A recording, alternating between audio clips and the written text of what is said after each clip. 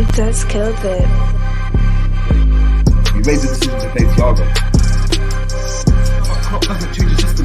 Move back left. You don't want to change from the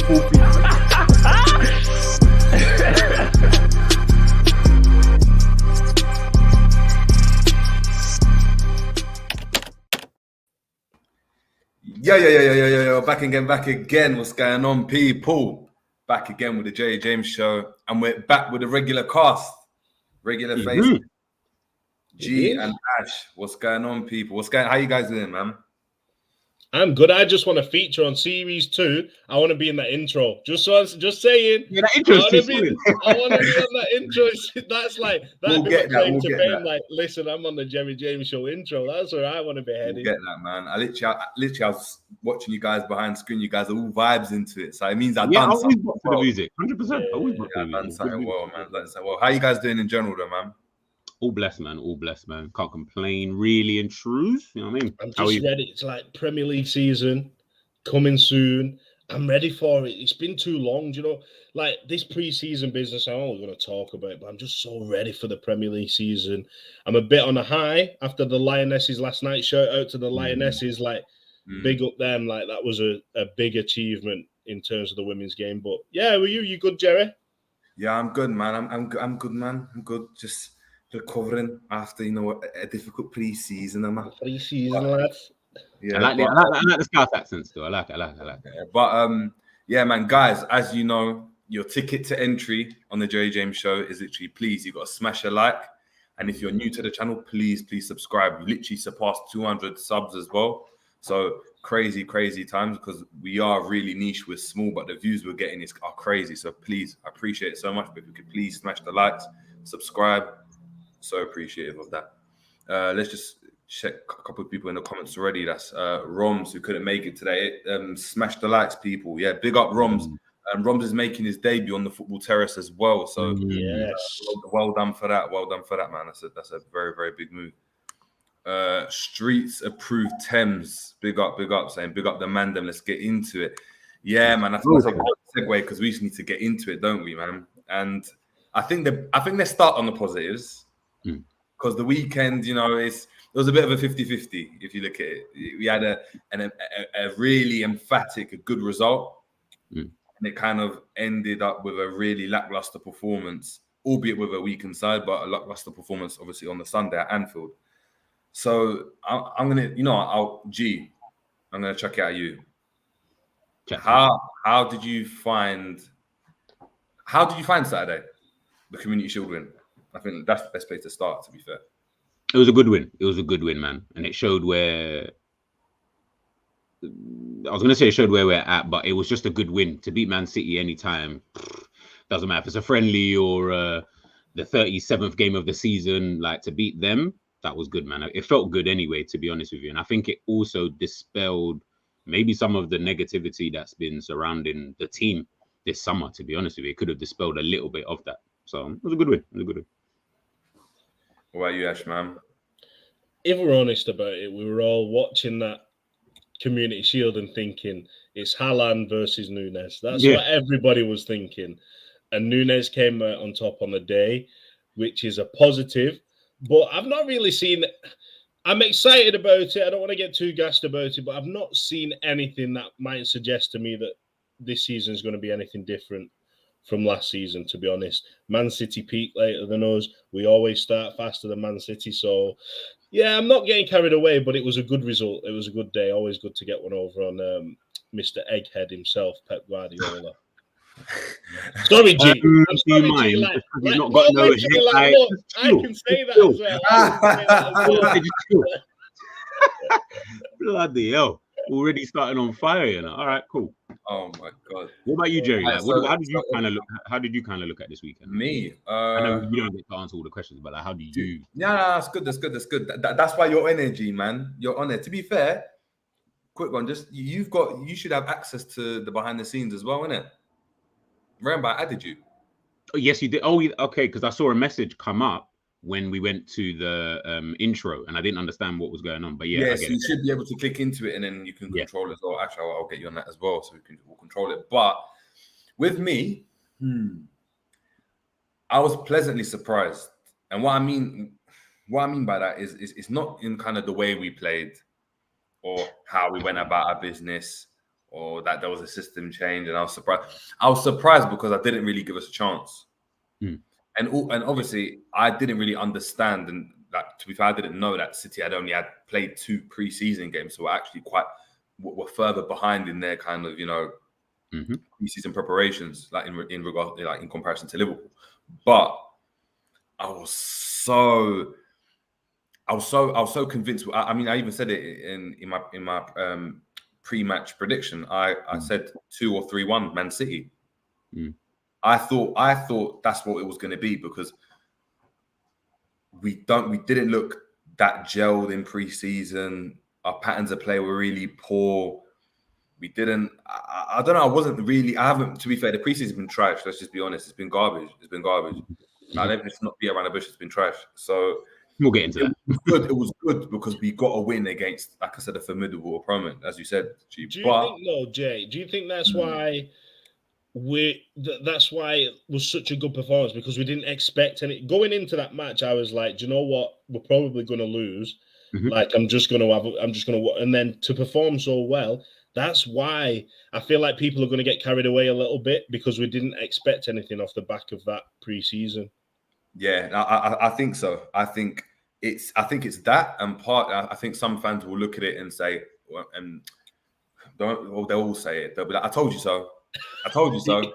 I told you we can compete on all fronts. I told you. Yeah, I mean, we're gonna challenge. We were only 1 point off, so this year it means we're gonna win it. And I mean, like, hold your horses. I mean, I wouldn't go that far, but all right. In regards to the game, let's break it down.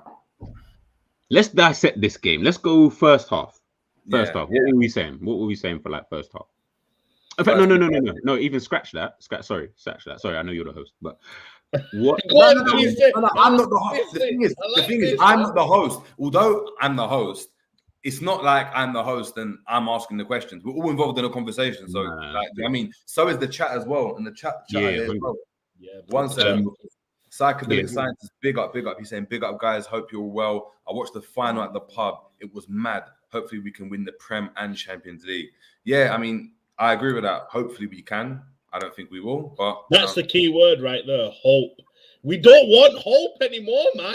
Like, I'm sick of living on hope. Do you know what? Like, hope. Let's hope we can get 90 points this season. Let's hope we get a new signing. Let's hope.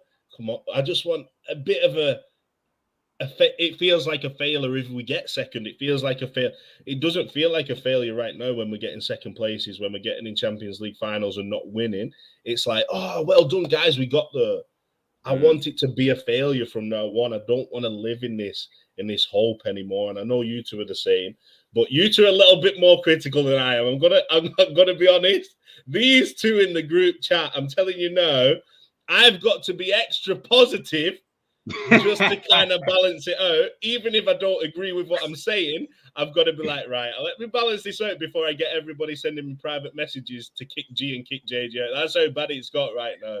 But no, I agree with what you were saying. Literally, what you just said there sounded super, super patronizing. And that's what bugs me when you just said there about, oh, well done for coming second. Yeah, we just got here. Well done for getting. That's exactly how I look at Liverpool now. That's how I look at Liverpool that's how I look at some of the fan bases.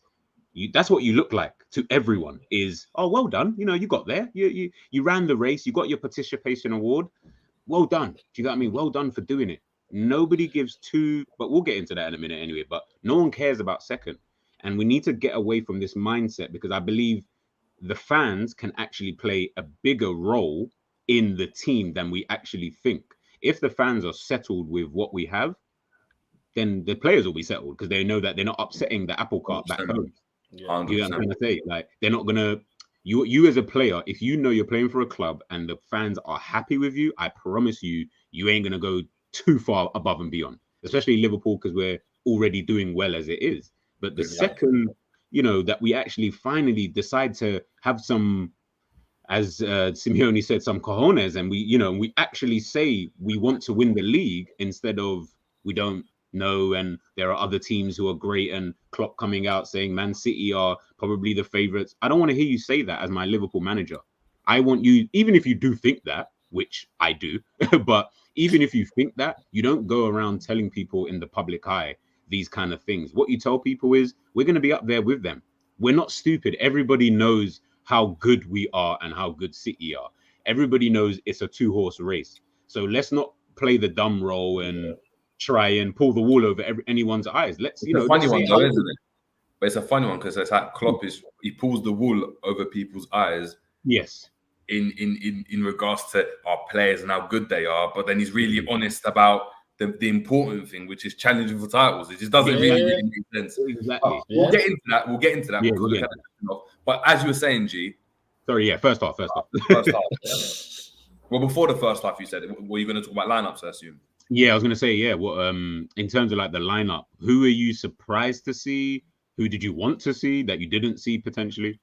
I mean, I said it in the halftime reaction with Ash on the Kloppzone Instagram. Oh yeah. I did want to see Nunes start. I did think obviously hindsight's great, but I did see it as though it was a bit cowardly from Klopp. And what I mean by that is Pep went and had Nunes. I mean, has Haaland. Haaland is his main man and says, "You're starting." Doesn't matter. We had 2 preseasons a game. Doesn't matter about that. You're starting. Why? Because you're our main man. 100. Not playing Nunes and playing Firmino, it's almost like it suggests to the public that you're scared, that he's not ready, that this guy that's supposed to be the main guy isn't good enough. So, but that was good to see. I've wanted loads of things in pre-season. I wanted a different shape, different system. But it was just the same old, really, wasn't it? It was Fab in the DM with Hendo and Thiago either side, Robbo. I was happy Matip started. I think Matip, I think I've said is clear of both Konate and Gomez at this current time. I think he's just much more experienced. His composure is better. I think we saw it. We're going to get onto the games, but we saw it in the recent game against Strasbourg as well. I wanted to see Davis instead of Adrian. Oh, okay, fair enough. I think pre-season. Do you know what? I thought you meant Ben Davies for a second. I was like, Ben Davies, and I was waiting for the laugh. Do you know, like when someone says something? Yeah. I thought, but yeah, I agree with that one though. But it's like Adrian, we know what he's gonna do. We just know. Like I know what he's gonna give me. I know he might make a good save here, but his distribution will be trash, and then he'll make a good save, but he'll fumble the other. Like he's just that type of keeper. We've had them for years now. Mignolet, Karius. Adrian, they're all cut from that same cloth. So I wanted to see Davies. I think he's better on the ball, so he would allow us to progress a bit and control the game a bit better. Because if you try to press the keeper, you know he's going to still find a man, and it opens up the pitch. But I mean, apart from that, I wanted to see Carvalho start, but he didn't. And yeah, I mean, I don't know. What do you think, Ash, man? It's just a reflection of Liverpool over the last 4 years, if you look at it that way. Like, there's been so many games where we've asked for example, Curtis Jones to play in a certain position. We've asked for Harvey Elliott to be in there. We've asked for Jota to start over Firmino or whatever it is. We've always wanted that. And I go back to like the Champions League when Real Madrid knocked us out not last year, the year before. And Keita playing in that game was just... why? And we always like Thiago needs to be in there or whatever. But I think this Community Shield game has been, we know what Klopp's going to do. He's going to do the same all season. He's constantly going to play a safe team. And if we win, we're just going to go, it's 3 points. It's fine. If we draw, that's when we start to kick up a fuss. But because Liverpool have been consistently getting 90 points, getting these wins. Let's look back at last season. The performances were pretty poor. I didn't watch... I can't say poor because we won, but I didn't watch Liverpool and think the football was exciting, this rock and roll football that he brought, rock and roll, man. Yeah, man. Yeah. I don't know what that was. That was like a mix between like a German Jamaican, or something. he was throwing it all but out anyway, this rock and roll football, we've seen that kind of turn into a kind of jazz. Do you know what I mean? Like, it's not rock and roll anymore. It's kind of, we play the same way, we rely on the same players. But I feel like Diaz and Nunes are still trying to give us that rock and roll stance. But it's just going to carry on the same until we start losing, until we drop down the table. Like G said earlier, it's going to take the fans to kick up a fuss, to start raising these questions for anything to change. Otherwise, why would Klopp change anything if everybody's happy anyway? He's not going to change. Say, look at Man United, look at Arsenal. They only go out and change the managers, buy these players because the fans aren't happy. The fans aren't at ease. And it might not work for them, but that's how you get change, by actively going out there and saying, look, it's not good enough. And Liverpool fans need to realise that playing a safe team in a game that doesn't, we said before the match, it doesn't mean anything, this game. Exactly. I know we've won and everybody's like, yeah, we've won a trophy. To me, it doesn't matter. The win means more to me than the trophy did, because it's won over on Man City, but it was a free hit. You could have played any system, any player, and experimented against the best team in world football to see how you would compete in a new system with Nunes starting the game, Carvalho starting the game. But instead, you've wasted that and you've just played a team that you know what you're going to get from them. Yes, we won. Yes, we did this, we did that. But at the end of the day, we wanted to see something different. I did anyway. I don't know about you two. Yeah, I mean, 100%. I mean, but that's something that the problem you've got with that, though, is that that's something that Klopp's got to start and implement at the beginning of pre-season. Yeah. So then it's got to work its way up. And I think it's actually perfect. When you look at the kind of games we had a United team that were a bit ahead in their preparations as well. So it was going to be tough. And then we worked our way up, and the performances and the results should have got better and better as you got on, to the point when you touch the Man City, because we know what a 4-3-3 with a false 9 does. We know what it's going to give you. Practicing that, you don't need to practice it. It's just second nature. It's part of Klopp and Liverpool's DNA. But playing with a number 10 or doing something like that, it's something that you could actually work towards in pre-season, and then had your final game at City, where it's like, cool, this is now the biggest test we're going to have, because we know how they're going to play and we're going to see if our system works. If it doesn't work, that's fine. You can always just change in the game. Yeah, exactly. Like what are we even getting starting Bobby Firmino in that game? Like, what do we get from starting Firmino in that game? Like, play Firmino the day after, get a bit of experience within that team, because yesterday, yeah, that's what we needed in that team. We needed some experience in there. Milner brought a little bit, but with Firmino in there in that front three, because they were very young, that brings a bit more. Don't play Firmino in the final. When have we played best in pre-season? When we played the system that you're talking about with a 10, 4-2-3-1 against Leipzig in the second half, we got 4 goals. That says it all. And Diaz and Salah weren't even playing. So that, to me, against probably the best opposition we've come up against, if you, on paper, looked at our pre-season fixtures, you'd probably say Leipzig are the highest quality in opposition that we're probably going to play. Yeah. And we run them off the park playing that system. So why did we not try it again, G? I don't understand why we've done it. Success came from it, but then the next game, we'll just go back and we'll do what we've done before. It's a weird one, man. It is weird. Like, JJ's kind of hit the nail on the head for that first half I was just about to say, but you've had all pre-season to think of something else, and you've been playing the same boring football that you've been playing. We played Palace, we played United, Leipzig, Salzburg, Strasbourg, City. Like, you had time to even just half a game. That game that you wanted to chop and change for 30 minutes, that might have even been a game where you could have said, you know what, it's only going to be 30 minutes. Everyone's going to rotate anyway. Let's just try this with the team for 30 minutes. Cool, I'm changing it anyway. We can go back to 4-3. Klopp, please, man. It's just, you're moving as if this style is he's moving as if this style brings you continuous amount of trophies, when the reality is we're not Barcelona. So this style cannot be the only way that we play. Do you get what I mean? It has to be another way. There's got to be a different way to implement. You know, me and JJ were talking about Harvey Elliott privately, and there's got to be more ways to implement that guy into the team, because the way he's being implemented now, he looks crap. Let's be honest, he looks crap. He looks okay. He looks crap because he's doing all the safe stuff and all the passing, and that's not Harvey Elliott. I've seen Harvey Elliott for under 21s. He's ripping it up for under 21s. I've seen it like live. He rips it up for them, but he don't play centre midfield under 21s because the manager there is not an idiot. He knows that he can't play centre midfield. So why would you put him there? Jones, the same thing. They both play on opposite wings. If Eze doesn't play, who sometimes plays number 10 or even attacking midfield, Curtis Jones, Harvey Elliott, that will be what they're going to use for the games coming up. Klopp.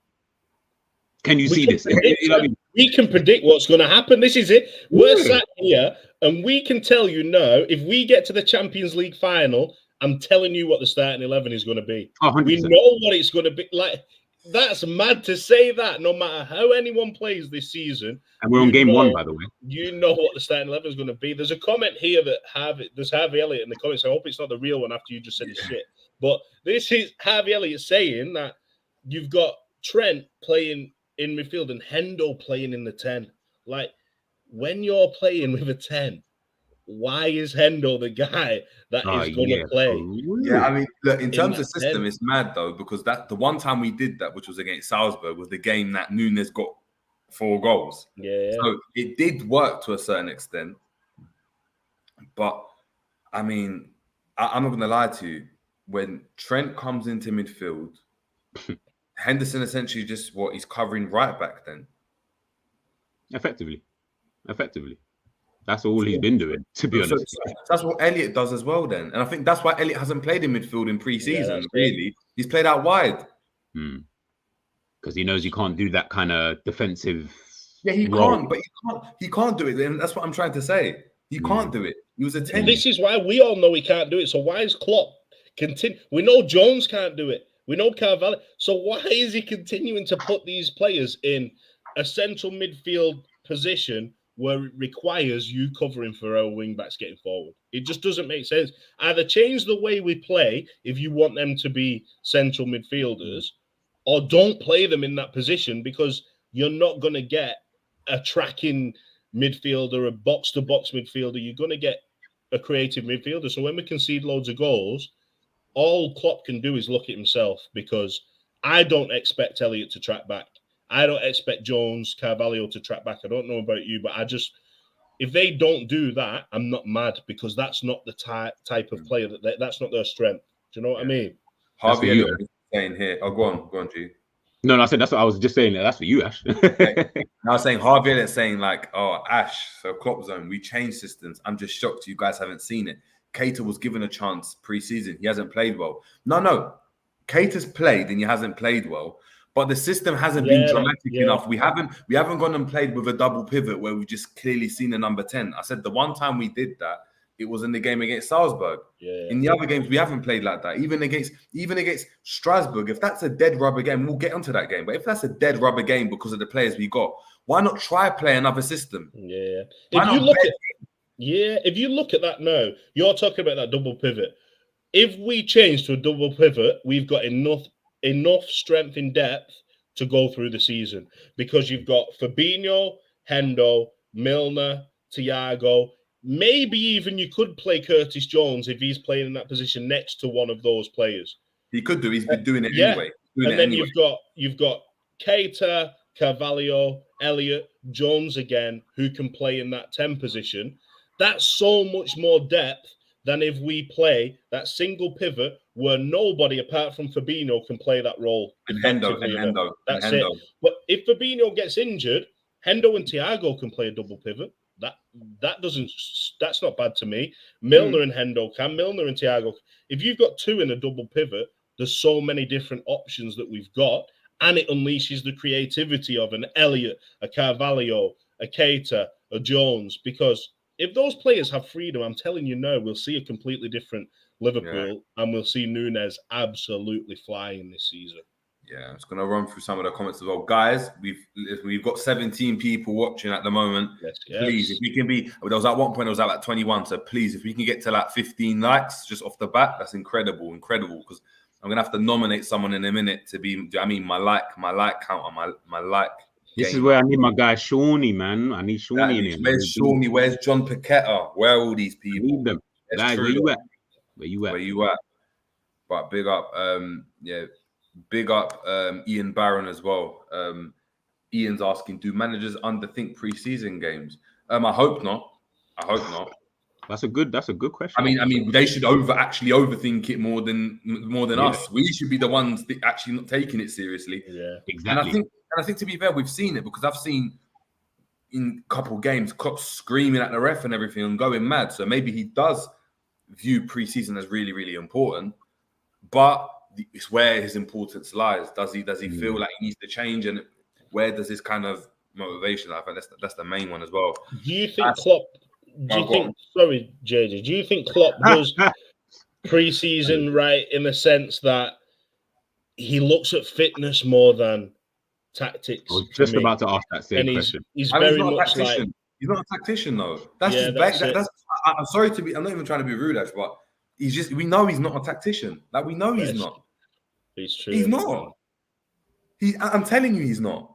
So who is? That's the question that needs answering. Then who is behind the scenes? Who's the one recently released the book? Who's the one? Yeah, but like we said, voice. Who's the one doing all of this? They're too busy with the Steins. That's it. We've said this before. We know it is. It's Pep. It's Pep. Did Pep used to be a manager? Huh? Did Pep used to be a manager? Yeah, he did. What's his philosophy though? Just chase. That's it. That's his tactics. Chase. Because what are we seeing? Like in possession of the ball, what are we seeing that's different? If you're a tactician, there should be at least a plan B. We have a plan A and chase. Like I said, all it is, there's slight tweaks, and you can see it. So when everything's going really well, we're passing the ball a lot, and we're trying to be thinking. If we're under the cosh and we need to go, all of a sudden we start spamming crosses. Those are slight changes. So they are making slight changes, but I've been saying this, the changes aren't enough. Like I haven't seen a dramatic change enough to go and say, oh, you know what? We're actually playing really well, or not even we're playing really well. We're playing really differently. It's not about being well. Oh, we're playing really differently, Hold on. Why is Trent actually not even bombing up anymore? Or he's actually bombing up, but he's just overlapping. He's not coming inside. He's keeping his width like a Cancelo would or like a Walker does.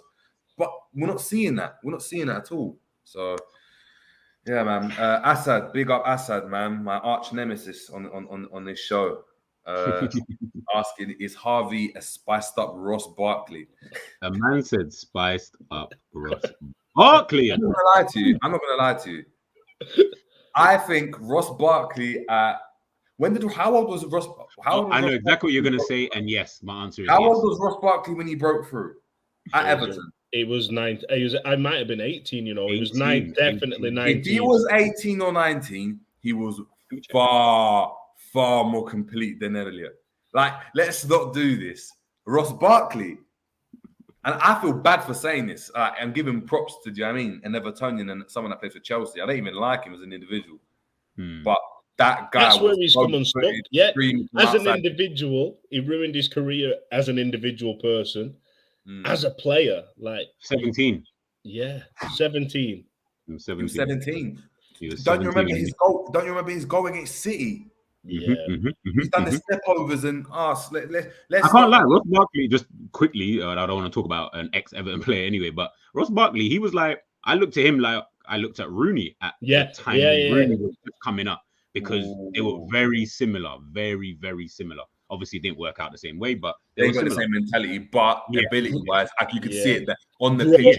Man in a kid's body, in it, the grown-ass man. Yeah, he was so like Rooney's a big guy. Like for someone who was so young, he looked like he was 5 years older than everyone else. So definitely helped him. He was crap now. 100%, man. Mohammed saying, big up, Mohammed saying, no, you have to. Have you realized Henderson's creativity is shit? Realized? I've been in the knowing for years now. Realized? Was it ever good? What did you realize? Like, was it ever good? Like, I don't get it. This is what happens when a player does too many like. Someone's probably gonna mention Hendo's assist against Manchester United, where it was beautifully done with the out. Listen, that was amazing, but let's not get it twisted and think that this guy is some savant at doing assists. Like he's savant, savant. I've been reading the dictionary quite a lot recently. You have swallowed that dictionary, G. I've been checking out the dictionary. I said there's a few words I want to throw in there for the shows and that. Don't worry about that. Don't worry about it. But listen, you know what I mean? He's not in the team for that. He's not in the team for that. Like he's good at other things. I'm not going to get into any Hendo slander before we get cancelled. Today. But he's not in the team for creativity. I mean, that's not his role. So yeah, man. Ian saying, "Hi guys, it's my 48th birthday on Wednesday. Happy birthday, Ian, man. Hope you're well. Hope you're well. Ian. Happy birthday. You know what I mean? Well, like hope you have a swell. I hope you have a good birthday, and then we win on. Is it Saturday? Yeah. Saturday we're playing, isn't it? And then we win. Hopefully that LFC will pay you back. I assume for what 40 years of service to Liverpool as a fan. So big up, Ian. Harvey Elliott saying, hold on, he's done it already. Latif Aziz saying Curtis as well. You can't be covering for Milner playing left back. Curtis has to be up there, given the license to dribble and show personality in this game. 100%. But it's the system over everything, guys. It's the system over everything. Ian Barron saying round pegs, round holes, simples. Exactly. If we can get round pegs and put them in round holes, that's easy. Play Curtis Jones, as G said, in their right positions. Yeah, I'll ask you a question. Do you think in a different era, a different team, so for example, I know we're successful now, but say if Rodgers was still there, yeah, do you think Curtis Jones breaks through more? Harvey Elliott breaks through more? Do you think you're a more well-rounded player now if Rodgers is there? 100%, because, and I've spoken about it before, Arsenal's a great example of it. Arsenal are bleeding through all these players because they were even when Chelsea did it a few years ago with Mount, Tammy Abraham, Tomori, James. They had, because of their transfer ban and because of where they were, they had to go and play these players, which meant that the players were given the license to go and have 3 games that are really good, 2 games that are 2s out of 10s, and then the next games are 5 out of 10s, and then they go on another run where they're getting 9, 10s out of 10s for another 2 games, and then drop back down to 5, and they're able to go and progress in that manner. With Liverpool, unfortunately, we're not in a position where we can go and give a Jones, or we've seen Klopp even attempt to give a Jones or give an Elliott 10, 15 game runs in the team. Like no matter how you're playing, you're going to play. Let's be honest. Even when Sterling was breaking through, and it's not the season we were challenging, but the season before when we had, like the collar. Sterling wasn't great all these games. He wasn't. But he had time to develop because we had no one else. So he was going to play every game anyway. Yeah. Because it was either him playing or it was going to be Shelvey. Balotelli, Shelvey. Or Lambert. Ibe was breaking through in it. Like, yeah, Ibe was a bit after, but exactly. So it's that, but you knew he was going to play. So it just meant he gets his game time. With Saka, and I've spoken to Liverpool Lee as well about it, and he talks about it all the time. Saka, I mean? And shout out to Gunnar as well, but Saka, he'll have 3 games that are really good, and then 2 games that are really poor and he's non-existent. But we don't see it. We don't see it as Liverpool fans, but they'll see it. But they're not in a position to go and say, actually, you know what? Yeah. We've got Salah on the bench, because they don't. They've got Pepe, and they don't rate Pepe. So Saka's going to... When you're an elite team, you've got to be on it week in, week out. It's like if Saka was playing for Man City, you'd notice this, because Grealish got pulled up on it all the time last season, got dropped. If Grealish is at Arsenal, he lights the league up last season because no one watches the shit performances. They just watch the good ones. Do you know what I compare Curtis Jones to? And I know it's a big comparison, but I compare be careful before you just I'm not listen, right? Listen. Cool. I'm not comparing to this player, but the situation. Curtis Jones' situation at Liverpool is the same as Yaya Toure at Barcelona. At that time, Toure was not being utilised in the correct way for that Barcelona team, and he had to look elsewhere to become a world-class player. He was playing at centre-back. Do you think then, G, that Mm. Curtis Jones, he's got that potential, but he's never going to fulfill that here at Liverpool? He needs to look elsewhere, and he could become an England regular playing in the right team, right system, challenging for trophies. And I think what you just said there, I agree, by the way, but what you just said there, that's what I think hurts Liverpool fans. They don't like hearing that you want to sell a player, especially a player who's come through the academy and stuff like that. It's almost taboo. We don't even talk about it because it's like, oh my goodness, you want to sell him? Like, of all people, let's sell Naby first. I'm like, it's not about selling such and such first, because I could give you 10 players that we could sell. But it's about, as you said, if it's not benefiting us, and I'll be selfish here, I don't care about his career as much as I care about Liverpool Football Club. So, and listen, I want him to have a great career, blah, blah, blah, all of that stuff. But I don't care if he has a great career or not, unless it's going to help my team. So if right now it's not really benefiting him being here, I genuinely believe this guy should go to like a Newcastle, Villa, go to one of those teams. And I promise you, if they play you in the correct position, people will see how good he really is. Elliot, the same thing. Imagine if we were able to get a loan. Let's say Brentford, actually, they play good football, as an example.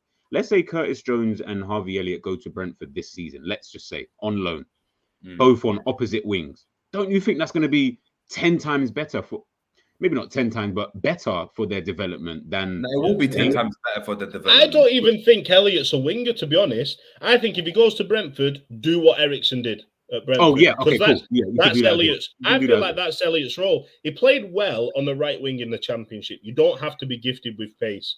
True. I feel like as a winger now in the Premier League, you've got to have a bit of pace. But look at Sancho. Sancho's come unstuck last season because he was lacking that pace. But Sancho's a level above what Elliott is. He will work it out this season, I believe. But you need pace around him. Elliott's not a right winger, in my opinion. I don't actually know what he is, to be honest. Same.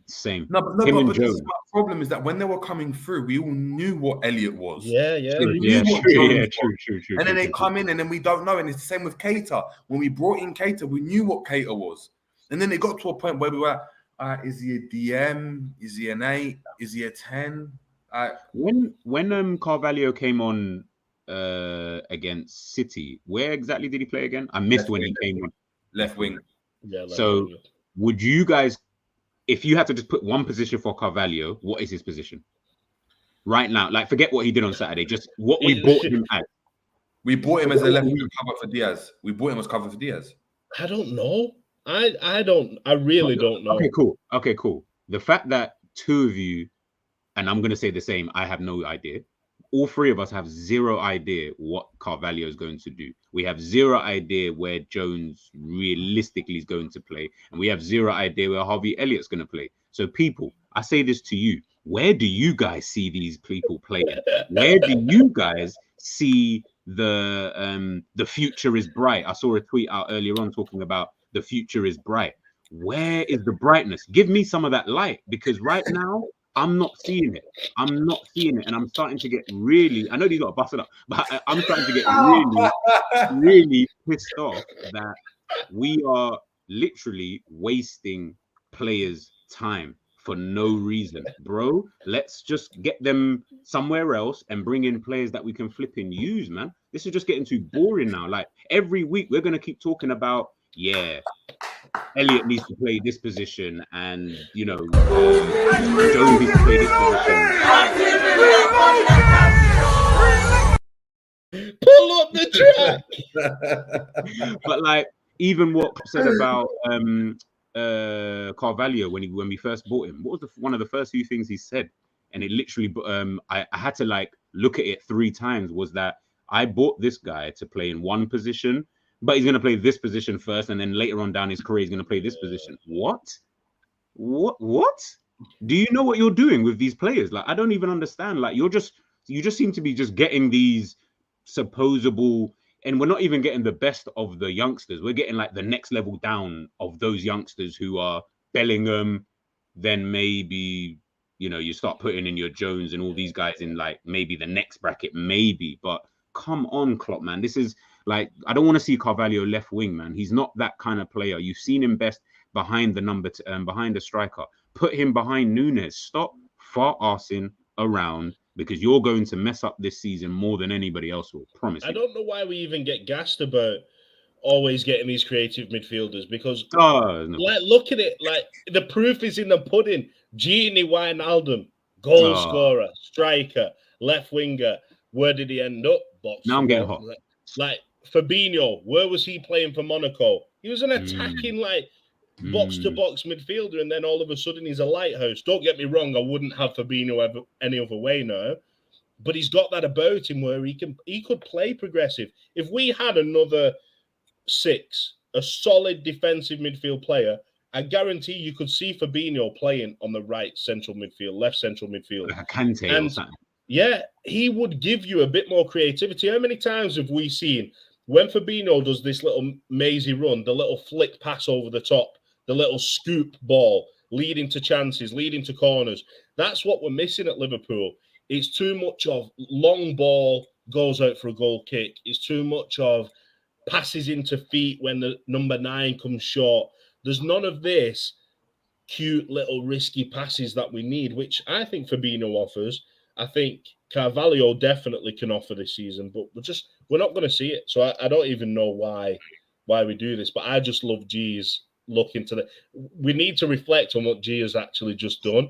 It was the look into the camera. It was. I had to look at the camera directly. Yeah, but it's like for those of you that don't know, right? Doing this podcasting, you're looking at the screen because you're looking at who's speaking. So it looks like we're looking down all the time.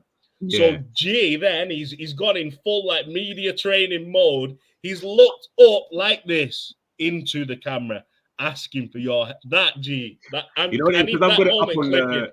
Because I've got the monitor up and I've got the laptop obviously connected, I'm looking at you guys on the laptop screen, but the screen's actually really here. So I'm trying to like look at the same time. That's why I need Klopp to see me actually talking because right now I don't think he's listening. But I just put up this comment from One Touch TV about Liverpool should have sold Keita, bought Basuma, show more faith in Elliott. All the Arsenal boys that played with him for England says he's levels. We're not there, so we don't know. So, you know what I mean? There's people telling you that this guy is levels. People who play with him, but they don't play with him in centre midfield. I promise you that. Do you get what I mean? So, look at what Jones and Elliott are doing for the under-21s England. They're star boys in that team. Like, every game, it's either assist, goal, assist, like, but they're not doing it for Liverpool, so.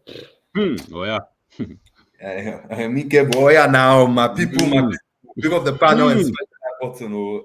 Hey, big up One Touch TV, man. Big up. Make sure to subscribe. Oh, yeah. Big up One Touch TV. Well. Doing great things. Using this opportunity for some housekeeping. Please, guys, we've got 27 people tuning in as well. So big up to everyone that's doing that. It's pure people in the comments. We're going to make sure we run through everyone's comments as well. So keep them coming in. But please, let's see if we can get to 30 likes now because we're on 17 at the moment. I know I'm being pompous. It's your entry, guys. It's free. Yeah, that's it. Free ticket. Why not? Just press a button. Just press a button. It's that simple. That's it, man. We know saying here, Curtis Jones looks like he's forgotten how to be saucy. He does nothing special anymore. Sell Curtis Jones and add a decent buyback clause. The problem is, we've done this with Ibe, and it's a tricky one. Does that work? What's the point in selling him as well? Because we're just going to bring another player in that does the exact same thing. Like, for Curtis Jones, like G said, as a Liverpool fan, I'm sorry, Curtis, I'm not interested in your individual development unless it benefits Liverpool. So to sell Jones and then just get someone else to do the same job, what's the point? Like, you might as well just keep somebody who loves the club, who knows the club. But again, it's just I'm sick of this midfield crap. Why is it? Let me ask you both this, and I asked everyone in the comments as well, who watches Liverpool as a Liverpool fan. Why is it? It's the midfield that suffers the most. When would you say? What would you say is better, player for player, right now, midfield or attack? Forget fit and all that, just player for player. If you took all the. You think it's attack? We've got you don't think it's midfield? No. Midfield, you've got Fabinho. You know what, actually? I just started talking, and I think I was just about to stop Thiago. because I couldn't even reel off the rest of it. You know what? You're right. Yeah, It's the three. Right. Let me shout That's right. it. Defense is our defense is the main one. If you look on paper, defensively, on paper, you probably got the ones there, including the alley, where you can say they're probably top 2, top 3 in their position. Yeah, there's two. We could field 2 defensive lineups. Yeah, and still be safe. Depending how Ramsey beds in. Like you look at Costas, Robbo, that's the perfect combination. They can interchange at any point in the season. You just can't play Gomez. You know what?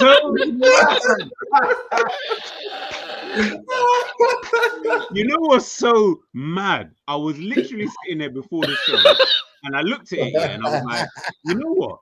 I kind of like this top. I'm just going to wear it like as my Liverpool thing now. But I said, it kind of looks like a pajama top. And I didn't even think anyone else would think that. Yes, I have not even thought of that until I seen top. That. No, I can't see anything. You know what? It's actually not a pajama. You could have bought this on, they've got it on the Liverpool website, this color and another color. It's like you've got the grey bottoms. You got the grey bottoms. Yeah. Logo patterned all over the as checkered, well. The checkered pattern. Well, I've got black bottoms on, to be fair, so you never know. But no. Yes, true, Don. It is my pajama top now. I now wear it to sleep. Yes. Oh my god. Big up True Don as well, man. All right, cool. We'll run through the comments in a minute, but I think we've spoken obviously about our expectations, the lineup and stuff. So now the game, obviously Salah starts off like a house on fire, like proper on it. I think he could have done better with that finish, to be fair. He skinned Cancelo, didn't really know what hit him, and I think it really showed that Cancelo isn't as good. And I've been saying this, isn't as good as defensively strong as people try to make out. He hardly has to defend. He's not really left in one-on-one situations a lot of the time, and you saw it when they did get left one-on-one. It was peak. It was curtains for them. Obviously, we get the goal through obviously Trent, which obviously great strike. Was it deflected though? Yeah, there was a deflection. Yeah. It takes. It wasn't going in. It wasn't going in. Wasn't going, was it? I think that's why he didn't celebrate. Because you would have run off and done it. Don't worry, Trent. It's a goal. Don't worry. We're with you. Yeah, still got to take the goal. Still got to take the goal. I don't mind if we score 20 goals like that from outside the box. Good. He's taking shots outside the box. That's its intention, in it. Like nobody else in the squad. Exactly. But in fact, nobody else in the squad. Thiago, maybe. No one hits shots from outside the box. That's another thing that with Liverpool, that's what we need a bit more. Robbo isn't taking that shot. We know that for free. No. Exactly, man. So obviously that happens. And then was it 1-0? Oh yeah, we went into the obviously at halftime 1-0. We came out, obviously they got their goal through Alvarez, who I thought was a player. Yeah. Real player. I think you can see he looks like he could just be if he had a different skin color and had Jesus' shape up, you'd think it's Jesus. And I think that's madness. You can see it. They're both very similar in how they play. I think he's more physical as well. I think he's got a bit more pace, a bit more physical than Jesus as well. Yeah, he's going to fit in like easy in that City team. You can see it. And then obviously we get the penalty for obviously Darwin comes on. And how did you guys feel about Darwin? I love the guy. Like, I just think to come in and have that on your back, like 85 million, to have that on your back at 22 years of age, we've got to remember that. We're talking about Harvey Elliott and they're 19, talking about them as young. 22 is nothing. Like 22 is, you can be 22, 19, you still got that same kind of pressure. To have 85 million pound price tag on your back as well and come on and play with freedom, hunger, to have an instinct like that header's not an easy goal to score. Do you know what I mean? That's instinct, and he's still playing off that. He's not playing in his head. I just hope he carries on like that, because I'm getting, like I've said before he even played, Suarez vibes from Nunes. I don't want to gas him up too much because it's not going to work out in our favour. We're better playing it down and him overachieving than hyping him up and then underachieving. Do you know what I mean? But I love the guy. I think he's going to be a hell of a player. to that point here that you just made before I say how I thought he did, if he was a player, let's just say the roles were reversed and we bought Mane and sold Nunes, we wouldn't sit here, none of us, and we wouldn't have this uncertainty. We wouldn't be calling it, even if they're both the same age. Let's just say it's the Mane that we've seen, but they were both the same age, for example, and we did a swap like that, where we bought Mane, they bought Nunes, and we bought Mane for 85 million. I don't think we would be looking at Mane the same way we're looking at Nunes, if that makes sense. The way we're looking at Nunes is kind of like, it's almost like we're treading water. Yeah, the unknown. It's the unknown. Yeah. And I think that's what probably annoys me more, is that you went from world class to unknown. That's too much of a drop for me. It doesn't matter how good Nunes becomes. He might become. We're going to have to do that though at some point, aren't we? Like at some point, we're going to have to. It's a gamble. It's a risk, and I think we've wanted Liverpool to take these risks. Yeah, Mane's going to have to go at some point. Salah has to go at some point. Firmino. Yeah, sorry, I know that. I know it's the golfing class, but I think it's a good swap. I feel like, who else would you bring in if Mane's to leave? Who would you Haaland? That's what I would have brought in. Yeah, but looking off evidence, like so far, Nunes, don't bring in Haaland. I've not seen anything to say that. Yeah, Nunes fits our system better. Haaland doesn't fit. Why doesn't he fit? Why doesn't he fit? He's got better movement. Yeah. He's stronger. I don't think he's got better movement. No, that's what I'm saying. I think Nunes' movement is better than Haaland. Yeah. Haaland is known for his movement. That's one of his. Yeah, but you got to remember. Think about it. Yeah. Neither Nunes or Haaland at the moment, are having their systems catered to them. Oh yes. Where it's, everything goes through the focal number 9, and we go. And I mean, Nunes has had to actually come and adapt to what Liverpool are really doing. His game's very different to how it was at Benfica. You can already see it. And I'm pretty sure I'm going to try to see if Jack from Anfield Analytics can actually get up the stats, because I'm going to see if you can do it in like a month or so when the Premier League starts, because his runs that he's making are completely different. He's not drifting out wide. He's not doing what he wants. Haaland at Borussia Dortmund and at RB before he left, he could do whatever he wanted. I drop off here, I set the ball off. I know I'm going to make my run into the box and the ball's coming and it's finding me every time. At City, he's gone into a City team now where it's like, you know what? You're making the run, but we're not going to find you this time. We're not going to do that. And we've seen it with Nunes so many times. He's made so many runs and they're not finding him. Why? Because you're just part of a system. Yeah. But Nunes' runs are still, they cause more havoc to the centre-backs. Do you think that's just more to do with the style of play though? Because I the way I look at it is, Haaland could come into this team, do the exact same thing that Nunes has done, which is, and they're both the same, really and truly. It's just Haaland's got a bigger name. He's been out there longer, but they're both very similar, big, tall, fast players, good with back to goal, but can also finish better than 9 times out of 10. So it's like, I'm looking at both of them. I'm not saying that Haaland's movement is so much better than Nunes. I don't think so. I think Nunes' movement is very good. We don't find Nunes though. Whether that changes in the season, I don't know. That's the good thing, though, isn't it? That's the good thing. Of course. I think Nunes is more versatile than Haaland is. With Haaland, you're getting a number 9 who's playing. But that's what I want. Though. I don't want someone who can play. I don't want him to do that. As in, I feel that is such a waste of him. We've got Klopp, G. We've got Klopp. Klopp's never going to cater to Haaland ever. You know he's not. Trent might rub his hands together. Like the best players in the world. I agree with you. I agree with you, but that's why he's brought Nunes in. Haaland's got a bit of a character, a bit of a personality about him. If things don't go Haaland's way, we've not seen how he's going to react. He's always been the main man, and I know Nunes has, but not in that extent. He's never been in the kind of public eye kind of thing. Haaland's always been the main man. Dortmund have always had teams playing against them who think can potentially win the game. So everybody's playing with a higher line. They're attacking Dortmund. He's got that chance to run in. That's what he likes. He likes to bully a defender. He likes to play off the shoulder of a defender, get him behind. I just think Nunes just fits better to what Liverpool may do or may not do. If we play the same way we've played before, Nunes can fit into that system. If we adapt and play with a number 10 and want that traditional 9, Nunes can play in that system as well. That's just why I think he fits better with Liverpool. I agree with you. Why would you not go and get a Haaland?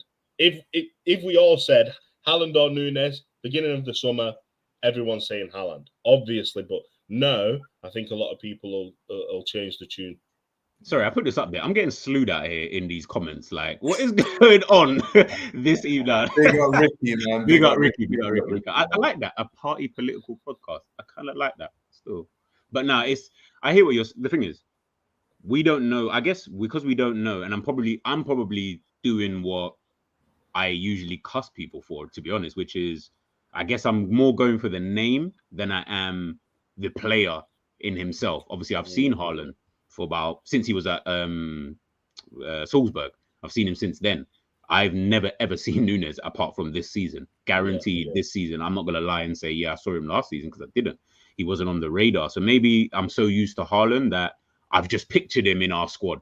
I think that's just what it is. I've seen how he could potentially play and stuff like that. Nunes might come, and I don't want to downplay Nunes either, because he might come up good.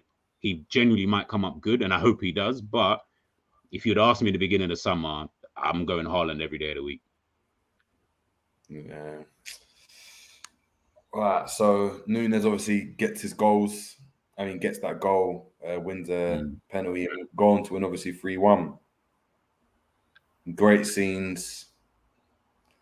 I think we should just move on to Strasbourg now, because I just like the great scenes, though. Great. Like, do you think we over-egged the celebrations for a Community Shield a little bit? Do you think? Do you feel a bit embarrassed about it? One kiss thing's getting on my nerves now, man. Oh, it's getting played out. Oh my god! Like, stop it, man. Like it's not that. Do you know what it reminds you of? Like an under 12 side or an under 10s where you know what I mean? Like when I was younger, it was always simply the best. Boom, boom. Oh, we are the champions. And it's more like that. Yeah, like that. That's what it's turning into. It's like you grown ass men bouncing around to do a leap. And now, come on, like do something else. It's just, for me, it's a bit washed. It's a bit like I do. I don't really rate it. Like I hear it, like it got played once, and we have connotations with that song because it was played and it was out and about at the time we won. Was it the Champions League? Yeah, that's it. Like 2-3 years ago now, that's when we started doing it. We're still doing it. We can't do that every opportunity. Soon, do what we're going to start doing. We're going to be doing the same thing that the European teams do, like Dortmund and Real Madrid. That when we score, as it goes goal, and then one kiss is our little. That's literally what it'll be, isn't it? Oh Jesus, man! I think that's a bit played out. I think maybe this was. I mean, I'd be a bit embarrassed if that was the case, but maybe this was a ploy to maybe get, I don't know, help Nunes out. And we did a similar thing with Minamino. You know, when Minamino I hear that. And he's like, yeah, this is my trophy. And maybe they tried to say, you know what? It did look like that. Shield's your trophy. Hopefully, he's not remembered just for obviously lifting the Community Shield. But, you know, maybe it might be that. But it wasn't great. It wasn't great. What Mark A is saying is true, though. The Nunes chants were cold. That was nice to see, like, the Nunes chant. You know what I mean? Big up Mark A as well, man, in the chat. Big up. The Nunes chants were crazy. It was like, that was like old school, like Nunes, like Rune. It was like gladiatorial, wasn't it? You know, like when you watched Gladiator and it was just like, the cold is madness. That's what we do, though. That's why Liverpool. And I know we say, like, there's a few mixed feelings on Liverpool fans, but as a fan base, when you get behind a player or when you get behind a movement or a team, I don't think anybody does it better than we do. I'll agree with that. I think when it comes to support, I would have to say Liverpool probably do have the best supporters. Like, and I'm not just saying that because I'm a Liverpool supporter, but I actually think it because when I think about the fans and even when so I saw someone mention Jay Spearing in these comments. Yeah, I'm not even going to go find it. But someone mentioned Jay Spearing, but that's the kind of fans that we would have who would be like, nah, man, James Spearing, listen, this guy should be in the England squad, mate. Trust me on that one. Like, I know it sounds dumb, but you know what I mean? It's like we will support regardless of your ability as long as you're committed to the cause. So I do respect that 100%. I do respect it. Yeah. Quick, I'm just going to run through some of these comments as well before we move on to Strasbourg, because they are building up, and I got to make sure that everyone's opinions get read out. So Harvey Elliott obviously addressing what we were talking about in regards to Elliott, saying under 21 games being compared to full-blown Prem games, not the same. Not all right. I guess, but I've seen Jacob Ramsey play games, and he's looked better than Elliott. But what I'm saying is he's being played. Like, he's being played. So regardless, we can only judge him from what we see him. So I mean, do you two think that Klopp has a bit more loyalty towards Elliott? Like, I don't want to say he's like got favourites or whatever, but for me, he does have favourites. He does. For me, Elliott's not shown me anything that Curtis Jones hasn't. I agree. And Elliott, if push come to shove, Klopp is backing Elliott a lot more than he's backing Curtis Jones. And I don't know why, because I don't know what he sees. When you think about it, Elliott doesn't really get goals. Yeah. So from goal from midfield, he doesn't really give. I know he got the assist the other day for Henderson's goal. The reversal. Which was a little bit lucky, if we're honest. Yeah, I mean, that pass from Milner was poor in the first instance, but it's like, I don't know, man. I don't know. Yeah, I definitely agree though, because he and Jones, as much as I cuss Jones offers you more than what Elliott would bring you anyway. 100%, definitely midfield. Definitely midfield. He's got more legs. Yeah. Jones. I trust Jones to dictate a midfield more than Elliott.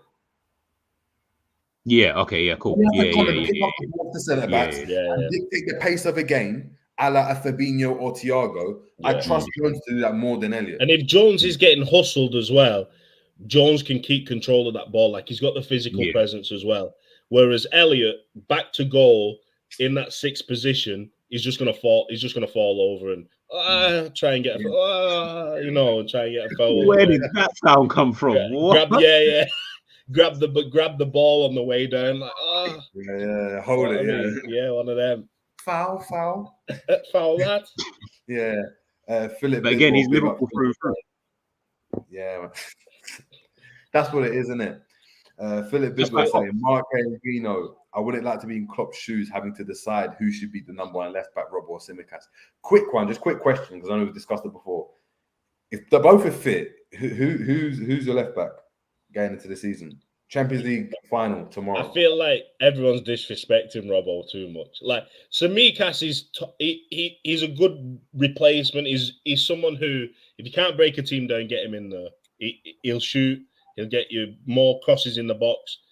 But we're underestimating Robbo. Like, Robbo has done a service for Liverpool. If you look at like defensive contribution, you look at reliability, I think you've got to put a bit more respect. The assists speak for themselves as well. Like, he's not far behind Trent, even though it doesn't seem like he offers what Trent does. The numbers are suggesting he does. So I don't know what it is about him. I'd like to see Tsimikas play a little bit more, but you just can't. Robbo's still the best left back in the world right now, in my opinion. Where's NG? Yeah, I'll go with Robbo. But and that's just more because he's more safe.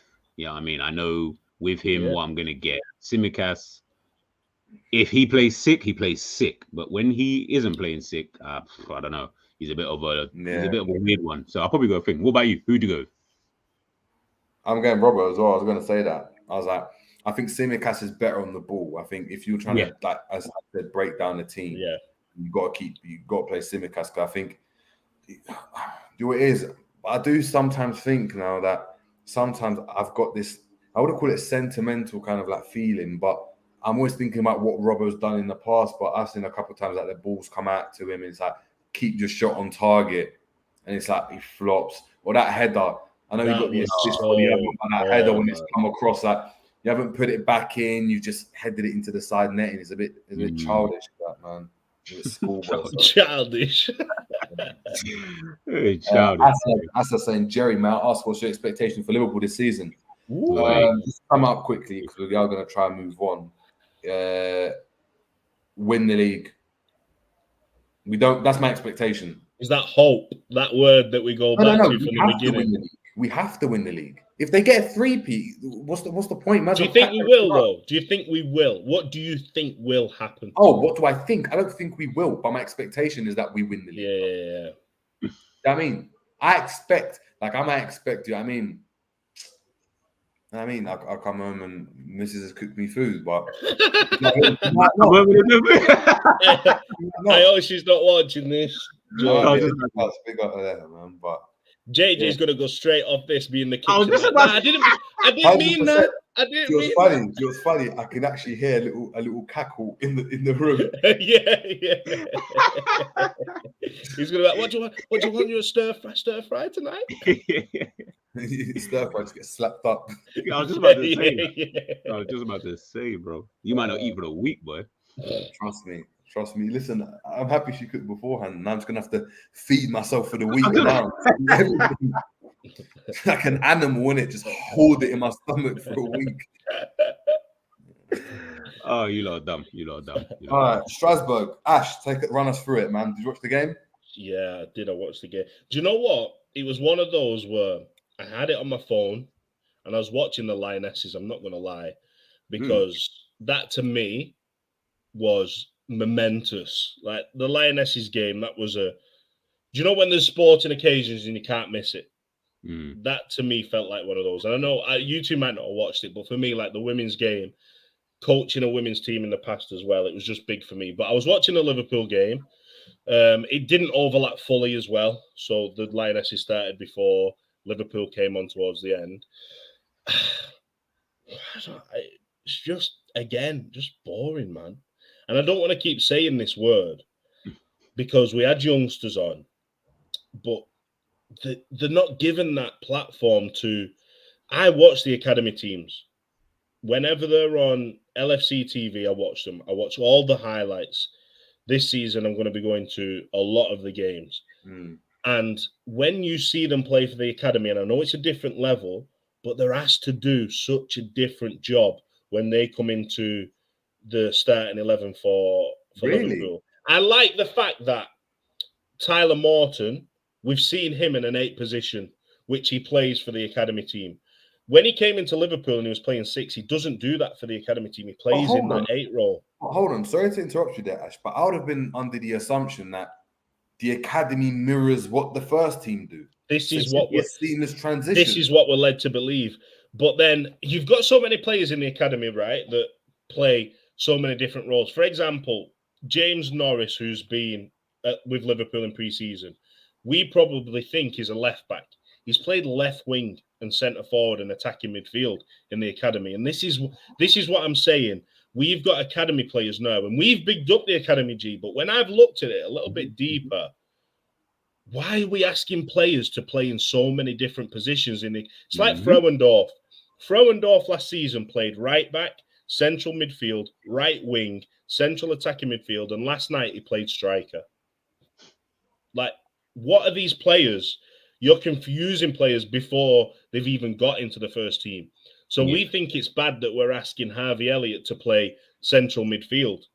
You're asking Frauendorf to play 6 different.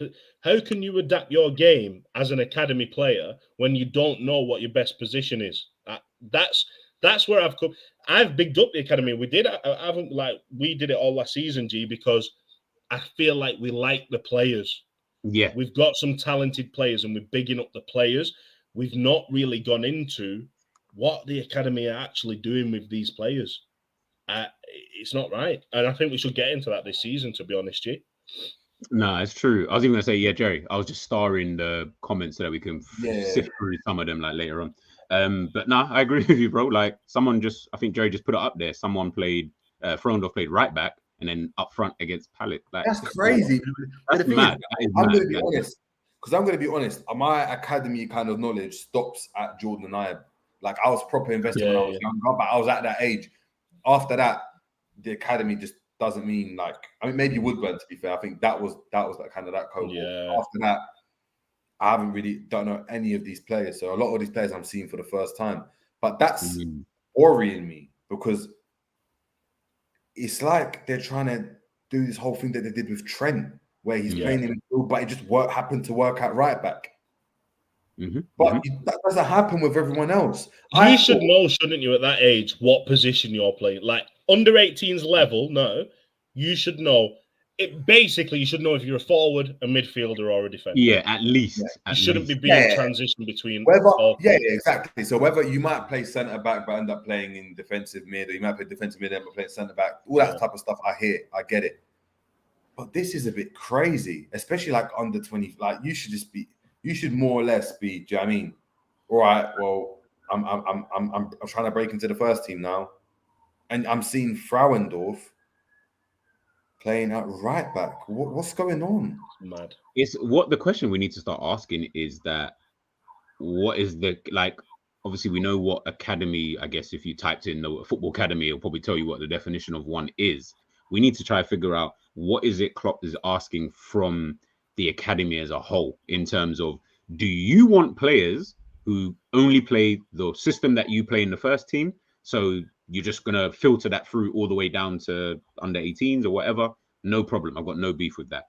If so, why do you keep chopping everybody once they actually do well in one position?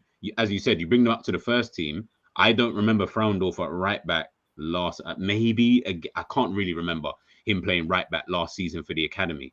Why is he playing right back for the Liverpool first team though, when we've never seen it in academy?